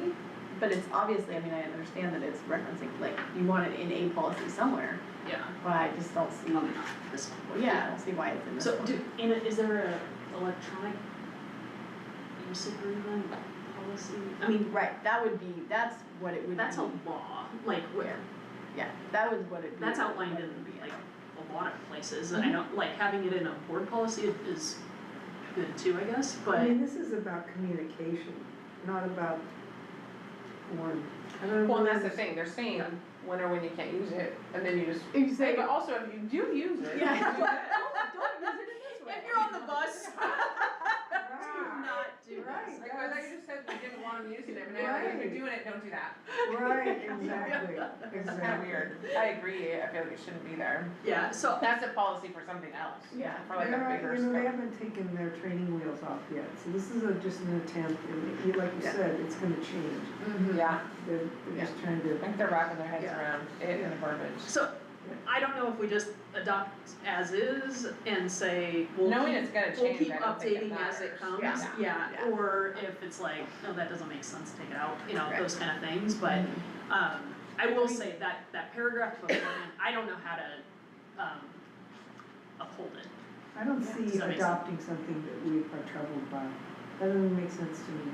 I mean, yeah, it's gonna change, but get it right before you send it to us. Good point. We're Yeah, we're a that's a good board point. doing board Yeah. business. Yeah. I can send back and say, hey, we're Yeah. trying to put this on like, I'm in a little bit of a sticky spot, so here's the thing, this doesn't have to be, I don't know the word, real, until January. Oh. However, none of the school districts wanna change our yearly rules Oh, no. in January. Right. So, Right. I kind of need it in place to to say To this make is a our rule policy. that starts the school year. Yeah, Well, we were kinda doing that last year, right? and, well, we had a Yeah. policy. Yeah, we have a And, policy. but it's that they can have it during passing time and lunchtime, and that's Now they're not- saying so not at all. in January, that will not be allowed. I don't wanna flip in January and be like, alright, put your phones away, even though you've been doing that all You'd year. be better to flip the other way. Agreed, Yes. Yeah. agreed. Yes, That's a good point. so that, I would like a policy in place now, so that we can say this is real. And I don't love that policy, right, but the important part of this policy is the above stuff. Well, can we I don't just- know if those last two paragraphs need to be in Yeah, there. I'm just, I don't want this stuff in there that doesn't make sense. Mhm. So we either Yeah, put now we don't have passing periods and blah, blah, blah in our existing policy, so we can have Oh, the Yeah. thing, we can just That's a change good our idea. existing policy to add that rule, so you don't have to change it in January and wait till this one is adoptable, So do we or have to say all those other things then? take Or- the other no, I think stuff maybe out. not. Maybe we just, We'll leave the other maybe just stuff make out it for now, too. easier on us and update in our, January, January, yeah. cause I don't wanna adopt, this is dumb. You're Yeah. right. So can we leave out that other thing? Or we slice that and we dice were this building? up, I don't really wanna take the time to do it, but I'll do it. yeah, I hadn't That's a considered good just idea. I think changing you're right. our That's a good current idea. one. Yeah. Wait for when they get other Yeah, verbiage, but we they can need look to at get their that. crap together. Chisel. Otherwise, it's gonna be a lot of trying to And all figure of out. the, I mean, what even to the way they change. constructed the sentences is driving me, Yes, It's we got that. bad. Yes, we got It's out. bad. And if it hits What in the January, it's in actual- January. I think so, exactly. Middle of basketball season. Yes. seriously, I actually don't like middle reading, of so. basketball I'm and agreeing. dead of winter. Yeah. Well, you'd have to do Give them some their free- Yeah. when you're on board. Yes. Yes. Protect it, yeah, but, Yeah, I mean, Flashlights. it's, I mean, have they ever watched? it's usually a lot of. Right. It's usually understandable, like, they don't have. I like, mean, I It's, can't. yeah, there's so much. I my job. Let's Yeah, just, you're the totally thing right. is, like, we don't want them to Yeah. know. When it's ready, easier. I get that she wants I it, think yeah. it's good Say that, that. I have a- I think it's good that a board like ours is, making it obvious that this is problematic, that we're Yeah. discussing it. Thank you for getting it to us, and we don't like it, so, you know, go back to the drawing Go back to the board. drawing board, we'll look at It's it a good then. first draft. Yeah, right, thanks. What's your idea? And I think I have a proposal, so, I think our current one is actually not in board policy, it's in our student handbook. So if can you guys vote to delegate us to, Yeah, delegate sure. me to update the current cell phone, whatever we're gonna call it, to align to the governor's executive order, and then we can keep working on this, and then I'll go Or in. they can keep working on No, this. well, yeah, It's yeah, not our job. yeah, We'll but see it when I'll they're keep doing sending it it to you. Yeah, Um, yeah. and then, send back to OSBA that says, we have major critiques of this to the point we can't pass this, we don't even know what that means. Yeah. And then, we'll go that direction. Yeah. What was that? No, we can we- not do the bus one. We wanna, Yeah, until January, we could Yes. say no We to can be that, quiet and about then it, yeah. if Yep, if it it's hit, we have I to. we can give you the on-campus Yes, rules. Yeah. yes. Okay, okay, I so, like that, I think coaches will appreciate that, Yes. and we can tell them, and hey, hopefully it changes by then. we're gonna keep Right. advocating it to, and Okay, work yeah. to seek understanding on this, but just know in January, If we we don't, might be there, you yeah. might have to. And I am gonna ask them, it's only on the bus, and Right. talk Yeah. to, don't be texting kids here and call, right, like, those kind of things, like, Although- use it for but- personal, they although shouldn't have their phone, but I Right. don't wanna make it where it's, But Right. once they're there, In let's say after this is a school goal. hours. Once they're there and it's 3:45, then you can have. then they're out there, they can have it in the gym, I'm watching the boys game cause my game's Yep. over. That's Mhm. true for, Right. and that's true for our kids here, right? Yeah. And coaches already encourage the kids not to be on them and to like Yeah. interacting with each other. Yeah, and, it's like, your all of those- downtime. All of those things are already Yeah, like a I part of. I just coaching. don't want our kids walking into a school on a phone, that's Right, fine. at during 3 the o'clock. time, I'll yeah. enforce that part of it Sure. and say, hey, on the bus, until January, if this doesn't change. Yep. Yeah, they can use phones for Fine, yeah. the things they need to communicate, try to make it not the priority Mhm. and, or the main source of interaction, Mhm. and, we'll keep updating you as we go. I Mhm. like that.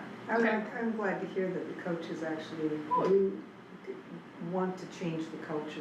Because, I mean, the culture of this Yeah. is, it's just, it's the intent of this Right. law Yeah. is to change Stop the, this. Yeah, Yeah. no, a lot change the of, culture. there's, a lot of, I mean, I know that the coaches that I ride the bus with, you know, like, which are all the middle school coaches, and high school sometimes too. Yeah, no, they all are about like, you know, at different points, like some of them make the kids put away phones entirely, like half an hour before they arrive. Some encourage group listening to music instead of just individual listening to music, so that it's like everyone's sharing, you know, there's lots of strategies, yeah. Excellent. We'll share those. So, Yep, no, then I would entertain a motion to allow Sue to update the handbook on personal devices pertaining to the governor's order that refer to on-campus school-time apps. We'll make the Yes. policy. So moved. I really, that's Second, guys. that was great, I love it. Well said. Yep, Okay, all those in favor? yeah, good idea. Yeah, Mary. good job. Yeah, I like that. I'm glad you- yep. I'm not putting my name on that. Okay, elementary report card. Give me 1 second to find which one of these new tabs are in these. Yeah, I'm gonna go in here.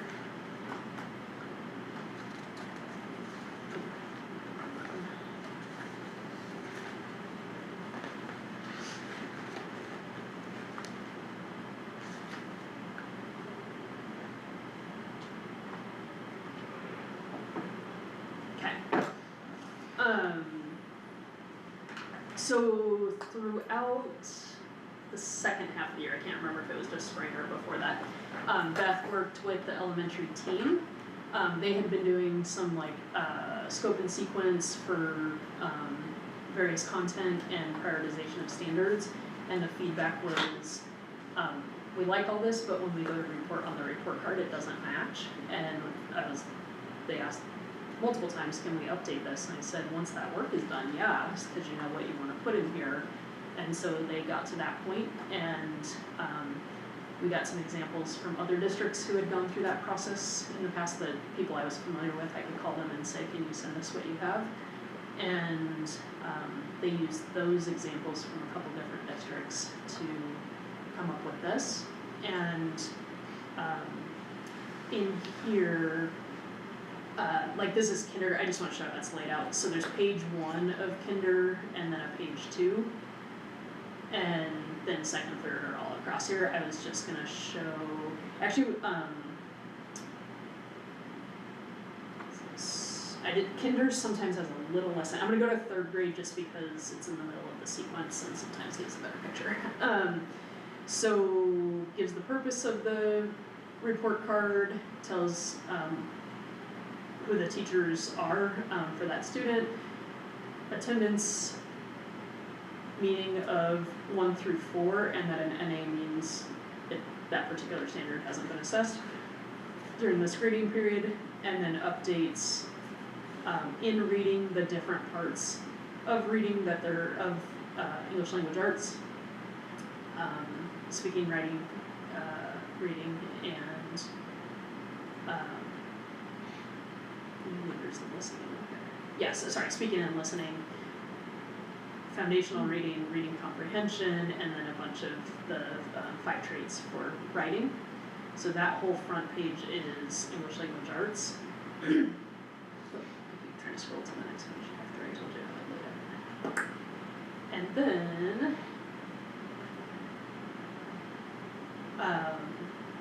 mathematics.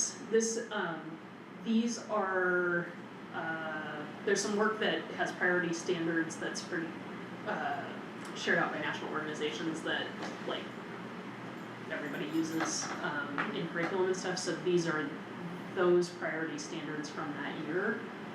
And then the science, social studies, health, PE, world language incorporates the subject into there, but not standard by standard, but then overall, yes, they're meeting, exceeding, not meeting those set of standards. And then a spot for this is the behavior component, behavior and work skills, and so separates that out and gives some feedback about successful learner traits, and then the comments for 2nd, 3rd, and 4th quarter. So, yeah. And I like, oh, that's funny, the comments are still in this document. Those won't be in the final. Trying to think of anything else to add, but they're, yeah, I mean, they did this collectively. It aligns better to the way we're teaching and how we're assessing, and wanted to bring it to you for approval to change the report card. Anybody have any questions or discussion? I never knew that it needed board approval. That's interesting to me. Yeah,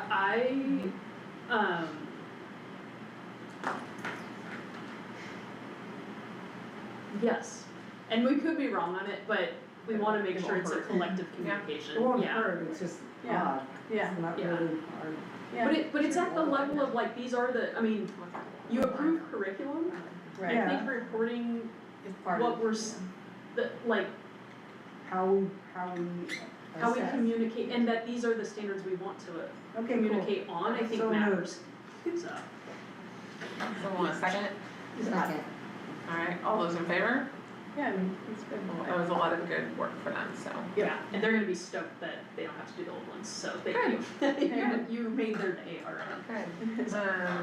Alright, 777, 6th grade to high school building. So, sorry, I lost, there we go. Was it right? Sorry, did you go? 6th graders, okay, so, And everybody got the explanation and information, correct? Read through it? I said a Yeah. longer Yes. explanation, so we're staffing more of sixth grade out of the secondary staffing, so it makes sense to bring them over into the, what do you call it? What's the thing we have to change for, We have to, something collective, or? the building collection, and I don't know what else, but yeah. Yeah, so we have to like formally update them. They're scheduled as like a transition year, so like we talked about, they're coming over the hill, but when you look at it, they're not formally, they're here a lot of the day, but they're not doing the same thing 7th through 12th are.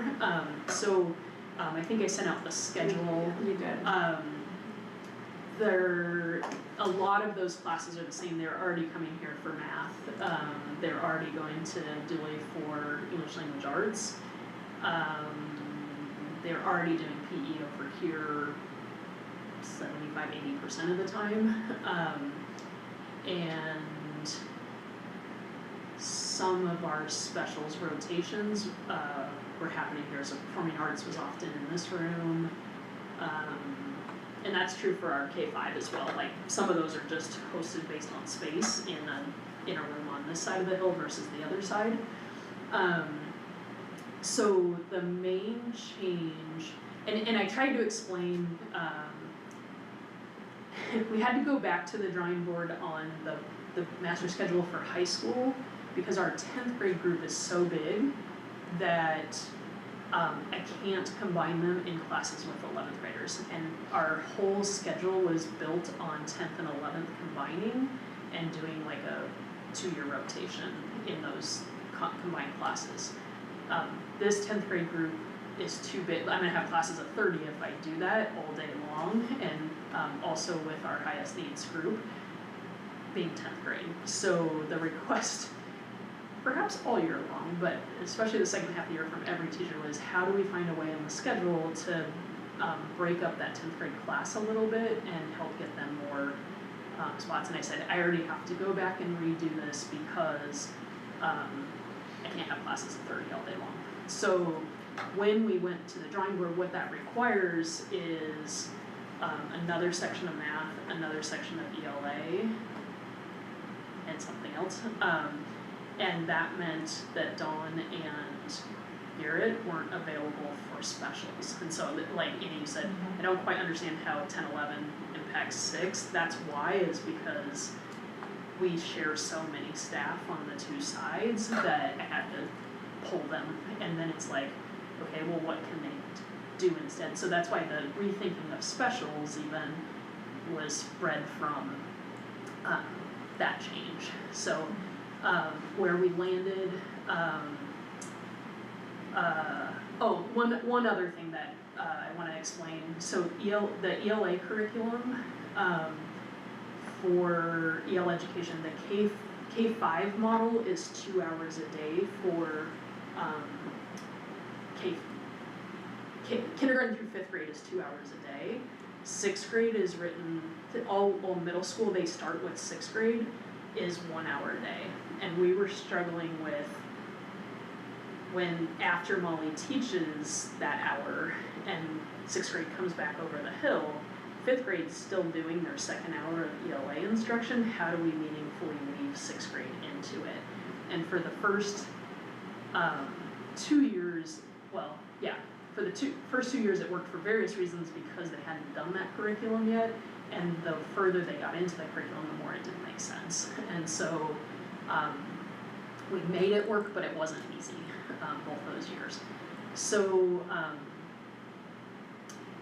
I was like, what do you provide during that hour instead?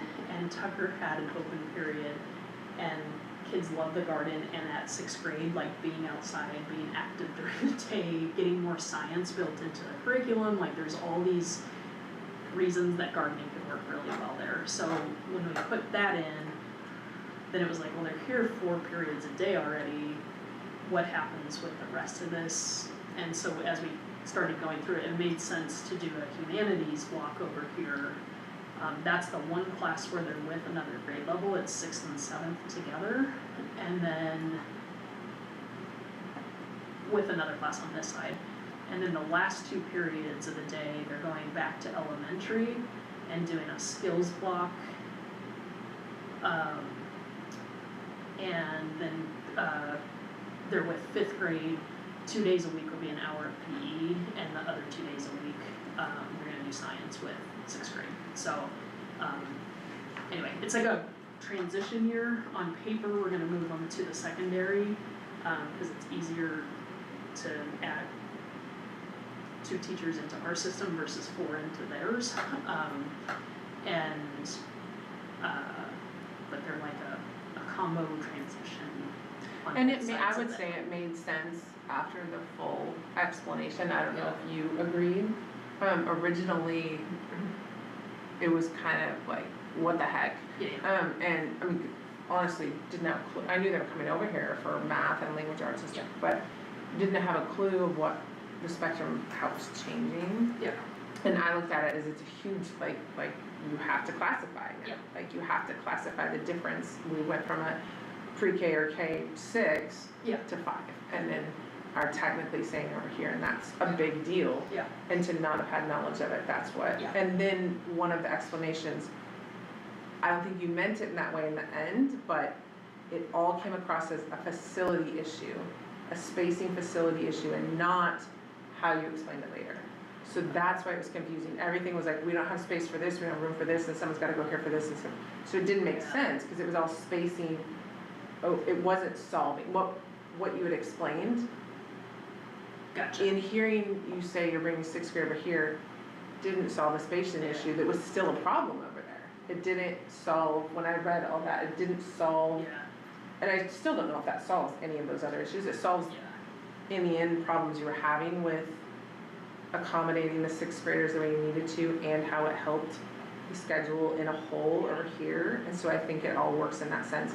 But that wasn't the original explanation, and I know you were Yeah. just trying I to think spitball stuff out to Well, us as and to I what was think I happening, had but. like sometimes I get questions, and then I'm in that response, I'm trying to Yes. answer certain questions, and Yeah. somewhere And it wasn't giving us the thorough somebody must have answer asked me of what we were a asking. space question, or it was answering somebody's question, just Something, like yeah. making more confusion on another. Or it was where your thought was at the Something. time, is kind of how Yeah. I felt like that's where your head was at the time, and it Yeah. wasn't answering the thoroughness of like why. And Yeah. so the concern for me, I don't know if there's anyone else, but was that logistical thing that I knew you would have to do, and we're titling our schools differently in Yeah. a sense.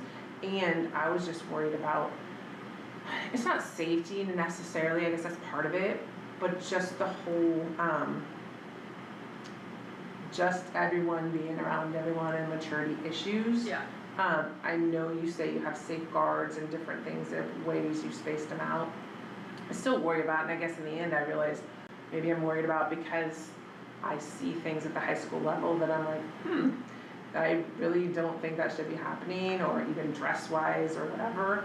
And then I see how it's trickled down to the older middle school, 7th and 8th grade, and now they've become high schoolers, and it's a norm, and that's okay. And so then I worry about it that now we have even younger impressionable kids, and they look up to that, and I don't.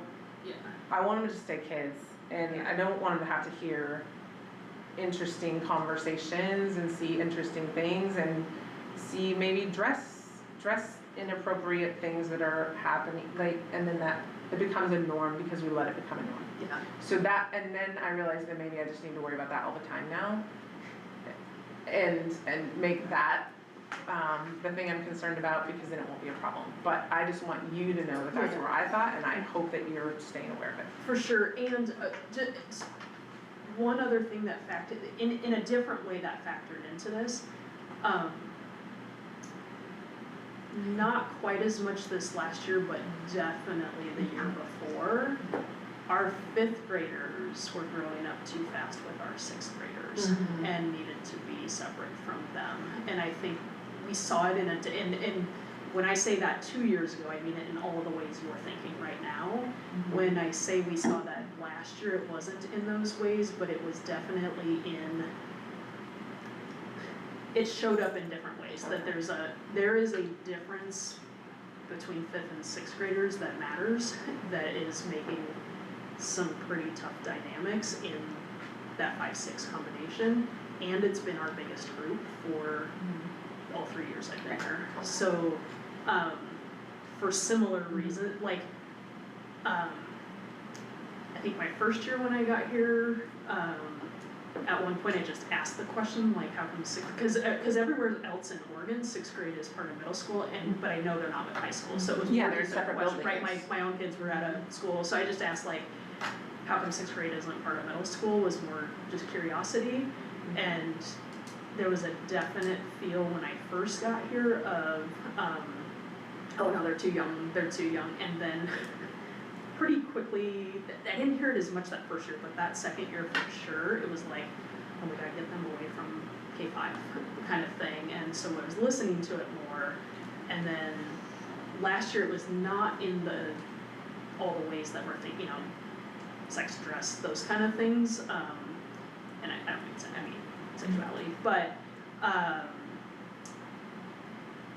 this last year there were still some major dynamics between just the way those two ages show up together, so, I don't know if you experience that. I was gonna say, I think that one thing is the place I see it mostly is because it's with sports stuff and being around the middle school, there's a lot in sports, and like, we bring the sixth graders all come up to participate in those sports, but then they go back to be in the classroom with the younger kids.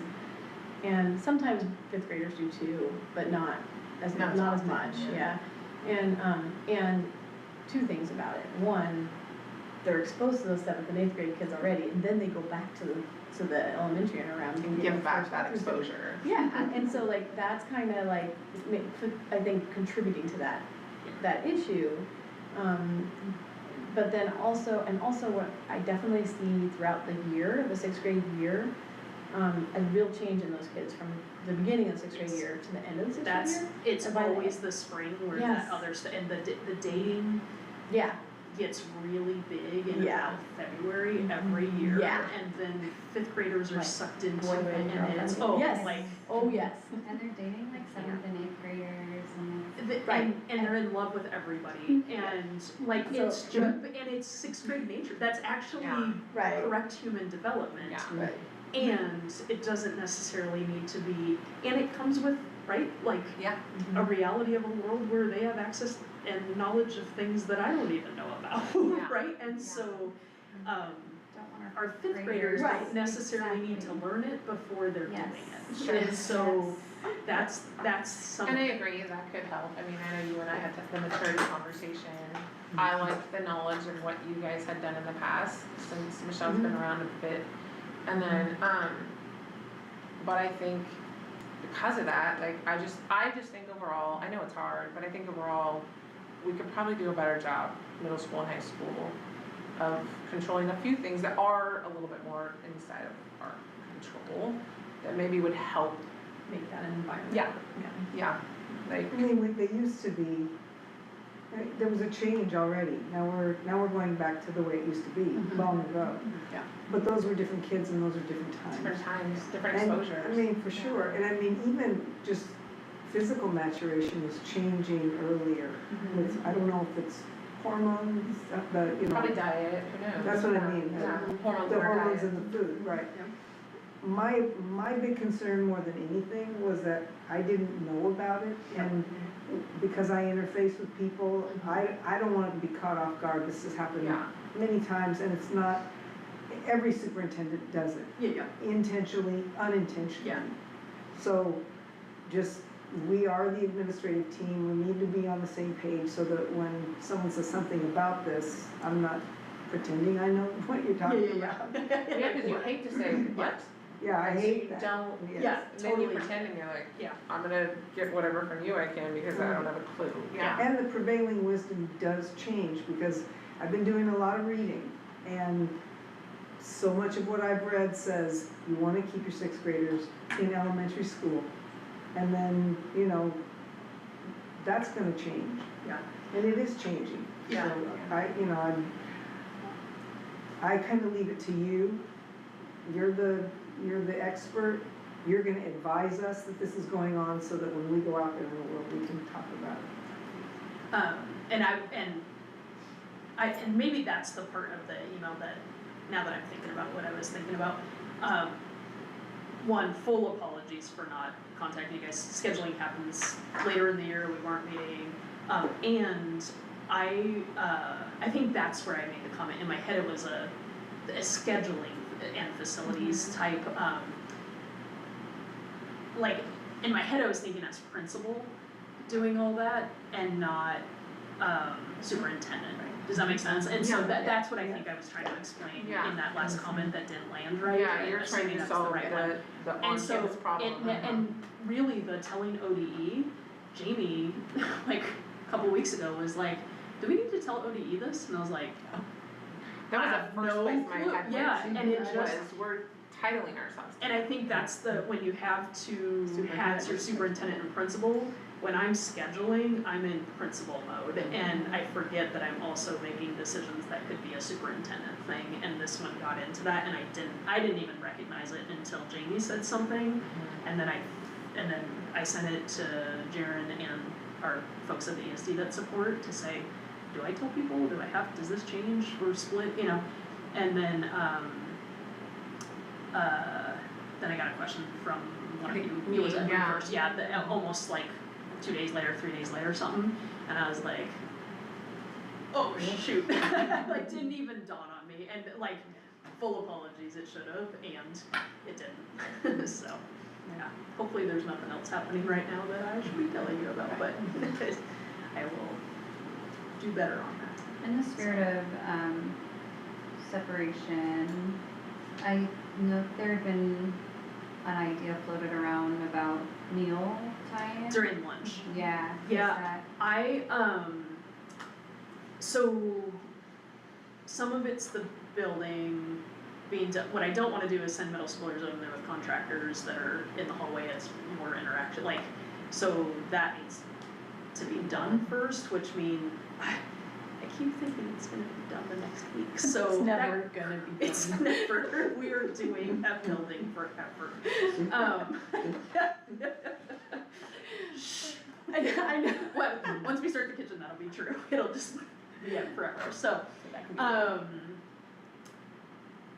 but there is opportunity to use the second room down there for meals, and I think I would pull 6th and 7th over if we do that. It pulls, at least one staff member from here over, but it also leaves a lot less people to watch over here. So I actually was gonna process that with, our lunch staff to see if we have enough coverage to keep this building safe if we pull somebody over there, so, I have not made that decision yet, but it's under consideration. The other thing we can do is have, and I can use I don't have a good space to have them eat in, regularly, or just not, I don't wanna take over a teacher's classroom Well, during cause then lunchtime. it's like their time, and then you have that whole possibility of like, they've left a mess for that next period, even if it's little messes. Yeah, and I mean, they don't get to leave a mess over there either, but, and then the other thing, on rainy days, so on nice days, I'll just tell them go play, like play in the play shed, play on the field, they'll be fine. On rainy days, that's less doable, so they're gonna come to the gym anyway, and so I don't know that it totally solves our problem, but during the eating time it does, so. The other thing we used to do, and I've done it on and off over the last couple of years, is middle school gets their lunch first or second, I can't remember who's first or second, but, and has,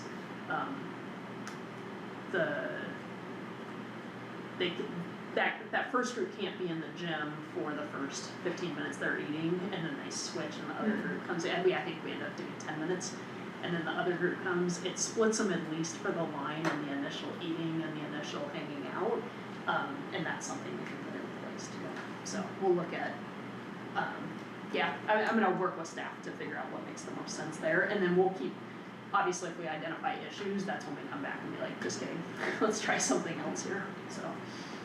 So we approve this then, right? Yeah. Oh, and, do you need it to say something specific for the ODE? So how much are we calling 6th graders being over here? it's easier to officially change it because on all the collections, if we say they're elementary, now we have to add Oh, true. all of these teachers into. Attendance and just, Yeah, we we kinda were kinda do doing it that. anyway, but now we have even more classes we have to do it for. It's easier to add 2 teachers from over there into ours, but either way, we gotta do it. No, yeah, just say 6th grade.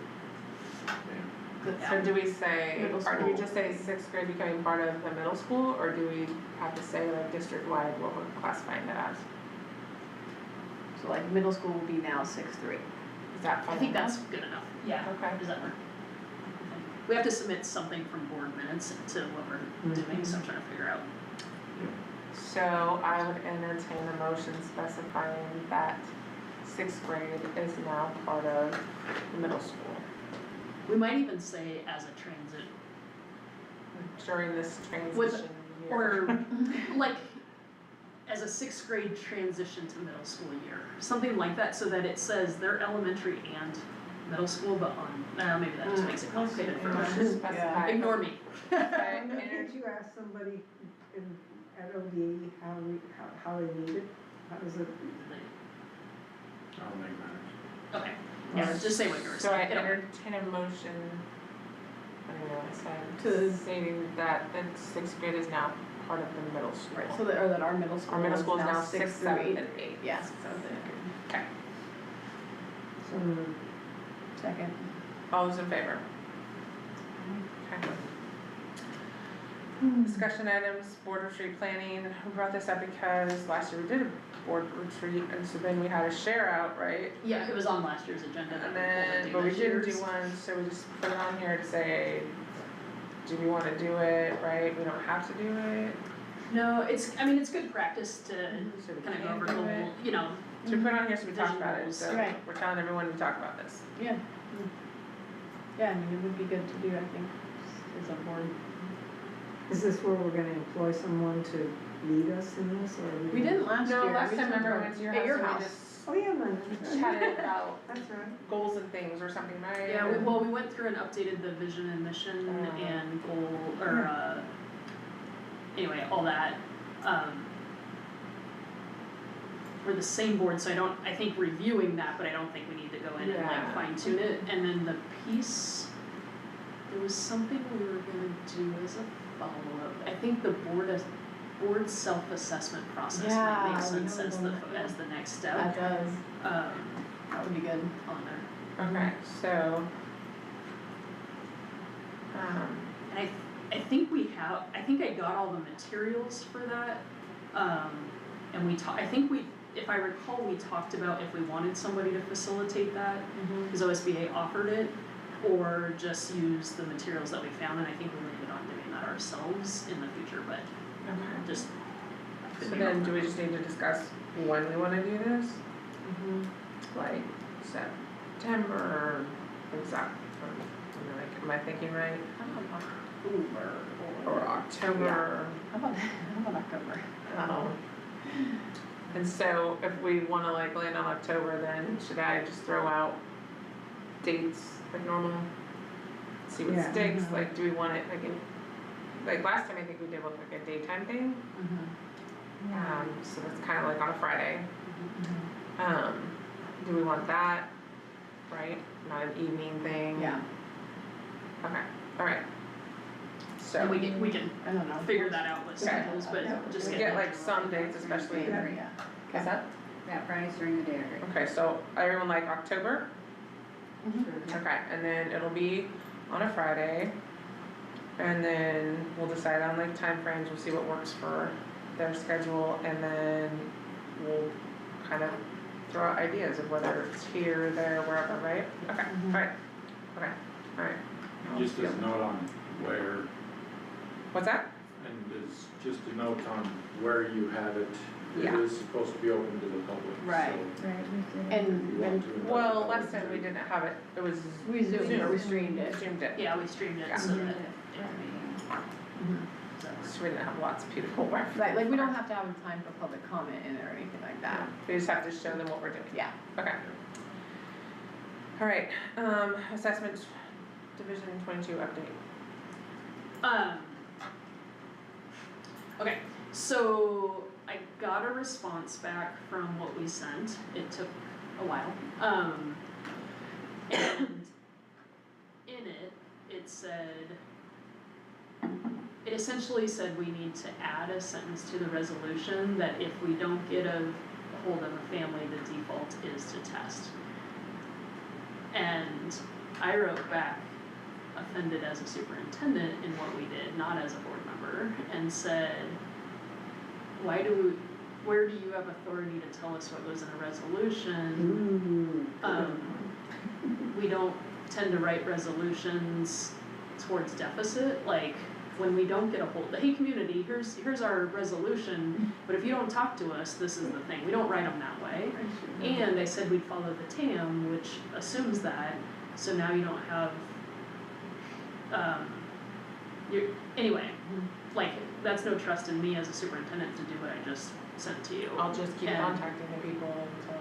Yeah, and I was upset, like, but, and I wrote it nicely, but, and then there was a second piece that brought in science and all the, like, science follows completely different rules than, the other two, ELA and math. And it is state testing, but it's done differently, it's designed differently, there's some different things, but, for science, that they have not built an opt-out process. It's, a parent has to submit a written, request, and it for reasons of religion or disability, and so that's the only thing included in it. And science is at 3 specific grade levels. It's actually easier to just test that in the classroom with that teacher and make it an end of year assessment, and focus on the rest of this for ELA and math. Otherwise, we're in this, like, we're saying 2 different things. It is confusing in general. The state has also created 2 different systems. It's not on us. But, so I wrote back and said, well, if that was curriculum embedded and we just did that differently and said the rest of this only impacts science, or not science, but the other 2, would that work? And it took a while to get a response. And they wrote back and said, basically gave reasons why they were right and we needed to do that, but then said it doesn't need to be further board action or in the resolution, it just needs to be in the corrective action plan, which it already was. But so I wrote another corrective action plan and said the same thing with, like, a little more clarity around that point that should we not make, we're going to make 100% contact, but in the case that we cannot, the kids will test according to the TAM, like, so I said it again, and I haven't got a response back yet. So I think this is done. I sat with a couple other people to read that email and say, so I just sent one more email and this is done, right? And they all agreed, so now we're trying that, so. I mean, do they think you don't have anything else to do? I feel like they could have responded a month ago and I would have had more time for it, but, so it goes.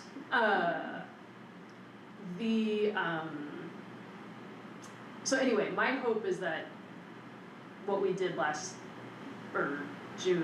meeting still is the right, we're done, and that they say you're done, but we're having a little bit of, like, one more round to say done. So I hope you guys were okay with me answering that on behalf of, well, I really did it on behalf of me, not you guys, but, I thought we could save another round of this. Do they know that since you have switched to doing it, that our testing participation actually went rates up? I just was That curious. I've Because, shared that. like, this way has actually created more participation. Yeah. And they see it as, we're still 30% lower than, Well, it the still doesn't, expectation. and if the stats don't work, because like Yeah. they say, if you don't have 90%, Exactly. you know, like, Yeah. so go away. Yeah. Yeah. It's just Get what wanna- you get and be happy with Bye-bye, it. right? I think they wanna use our district as the example, you know, like, if they can put us in line, then we'll be the Right. precedent to put other districts in True line. enough, And we true need to be enough. the example of them, no, we can't. And they can't really corral us because we're us and we've got Sue and we're principled ourselves. I mean, it's just, you know, it flies in the face of logic and reasoning that they continue to push us when our stats don't help them a bit. Exactly. Yeah, why? You know why? Yeah. Right. It's like, okay, guys, are in the business of dying on house, cool.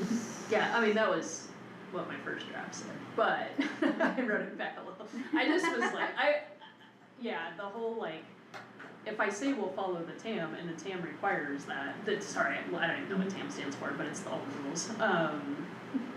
What does stand for? Anybody know? Manual, the M's a testing administration manual, Okay, something like that. okay. And I'm the district testing coordinator, so I read all that and done the training every year. I know everything in there.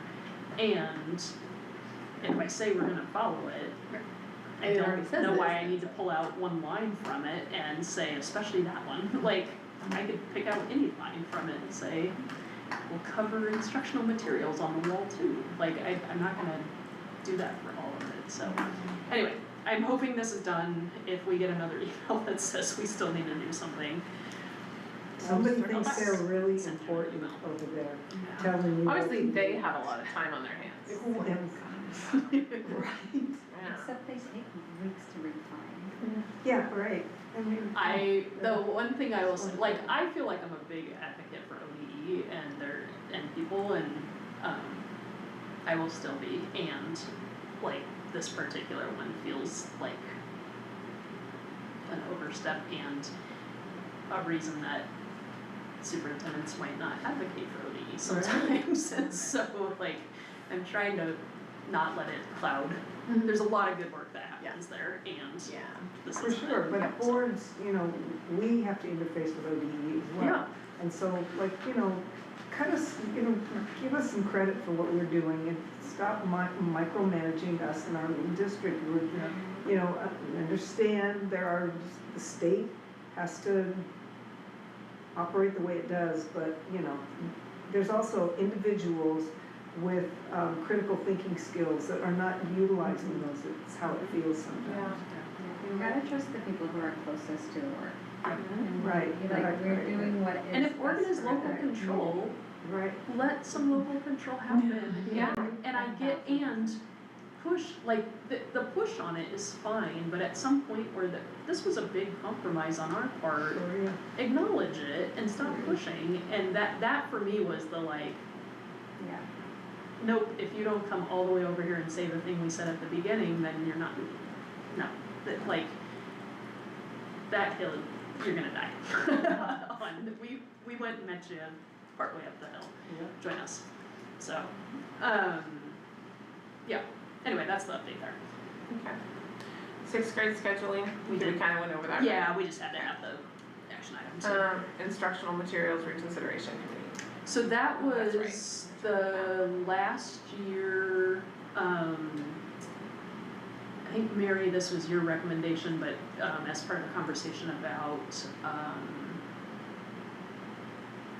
we were talking about Siusla. I don't remember what on our agenda led to that or if it just came up, but they had a committee, Oh, yeah. for the book and the Yeah. board voted against it. There was some sort of connection on our end to Yeah. that. There was something in the Yeah, we have a policies. policy. A policy that says review we connected have to a- it. Good call. We have we're supposed to have a committee in place at the beginning of the year, so Yes. that if there is a dispute, Yeah. that committee can be called. Yes, And then it's, that's right.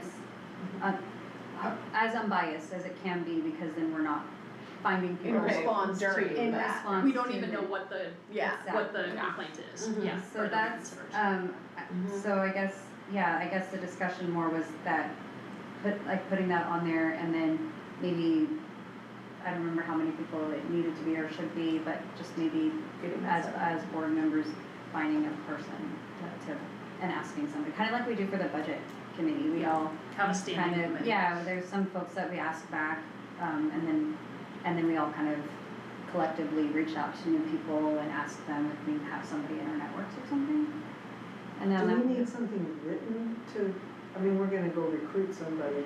Yes. yeah, the policy itself is pretty clear, like what it was, and it was, so maybe we pull that out and then ask folks if they wanna be a part of that. It would just, and the big thing would be, you know, the likelihood that you would be called is very slim. It hasn't happened, but, you know, things have come up in districts close by, and then we have had some, you know, we've had some community engagement things on some controversial touches, and so like if somebody did bring up something in our district, we wanna be prepared.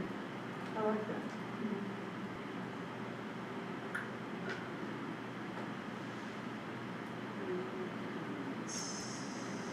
So maybe in a perfect world, we ask people and maybe we can bring those names and adopt them at our next meeting or talk through them at our next meeting and adopt them in October, or whatever that process is like.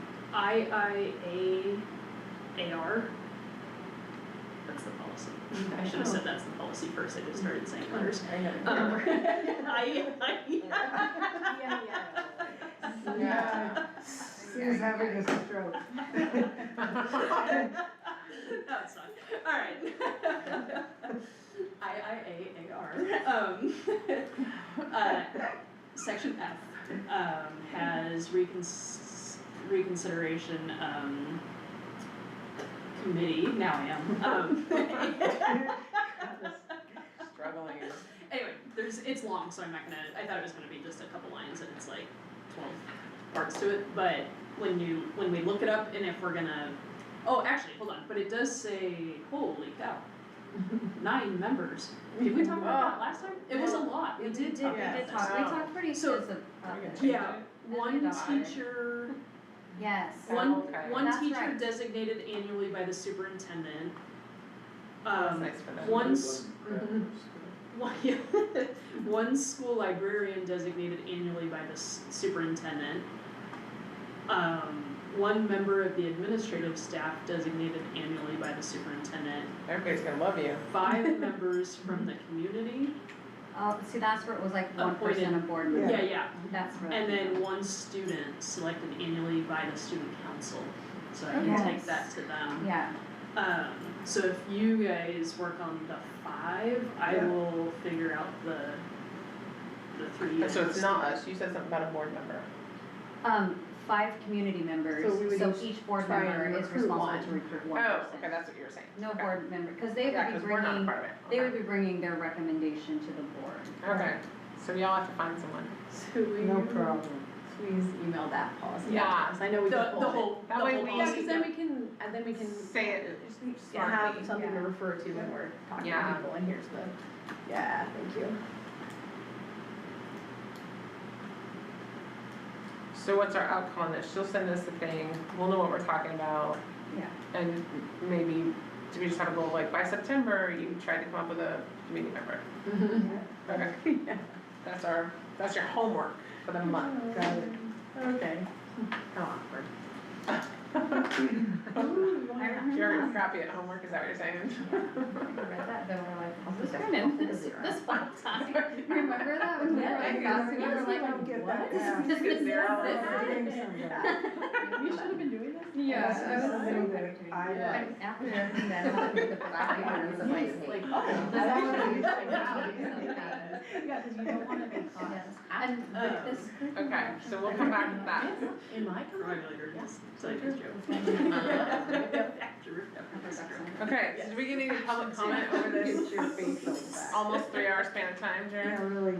I really thought these were supposed to be shorter because 2 we're hours done maximum. policy and I'm Okay, it just, now. I'm gonna tell you this now because I don't want you to be mad in September, but we got this, the fall, batch of we got the policies. next batch. It's not terrible, but there's gonna be policies on there. How many? and- I'm actually So we are, this the is when cell, we have our tryouts cell for phone our is one of reconsideration. them. Yeah, it's not terrible, like in the Okay, well, if I you have can it open, speak I can tell fast you in a and second. Okay, so Yeah. then, because I was like, oh, they're gonna be so much better this year, so. After that Now one, I'm, they will be. now I'm because- gonna be a warden and watch the clock. I'm giving everyone a Thank heads you. up, and if I Thank have to you. cut you off, it's not Appreciate it. because I don't wanna hear all the other things you have to say.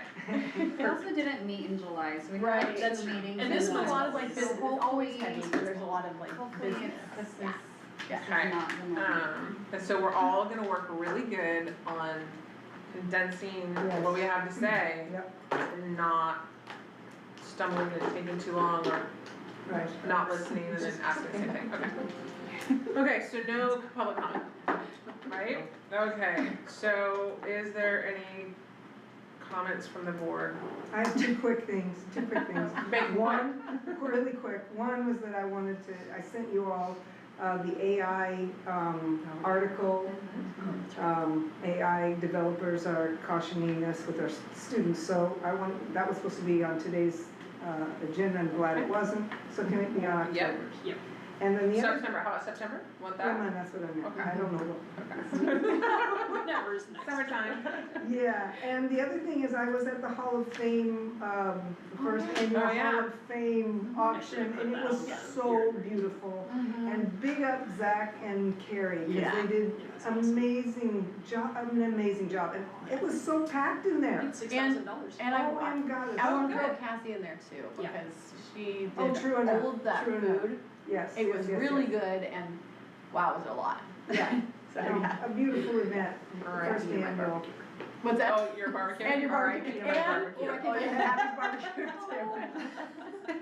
You said R.I.P. to it? Oh, it didn't make it, huh? It's Wow. Okay. Sorry. Yeah. All right. Thank you for your Yes. contribution. I didn't want to be set in your favor. We sold that to you. So, since Michelle stood up, does someone wanna move to adjourn? Cause I really do have to pee. Yeah, so moved. We're out of here. Second. Okay. So I have a story for you. Okay, that email is in Excellent. your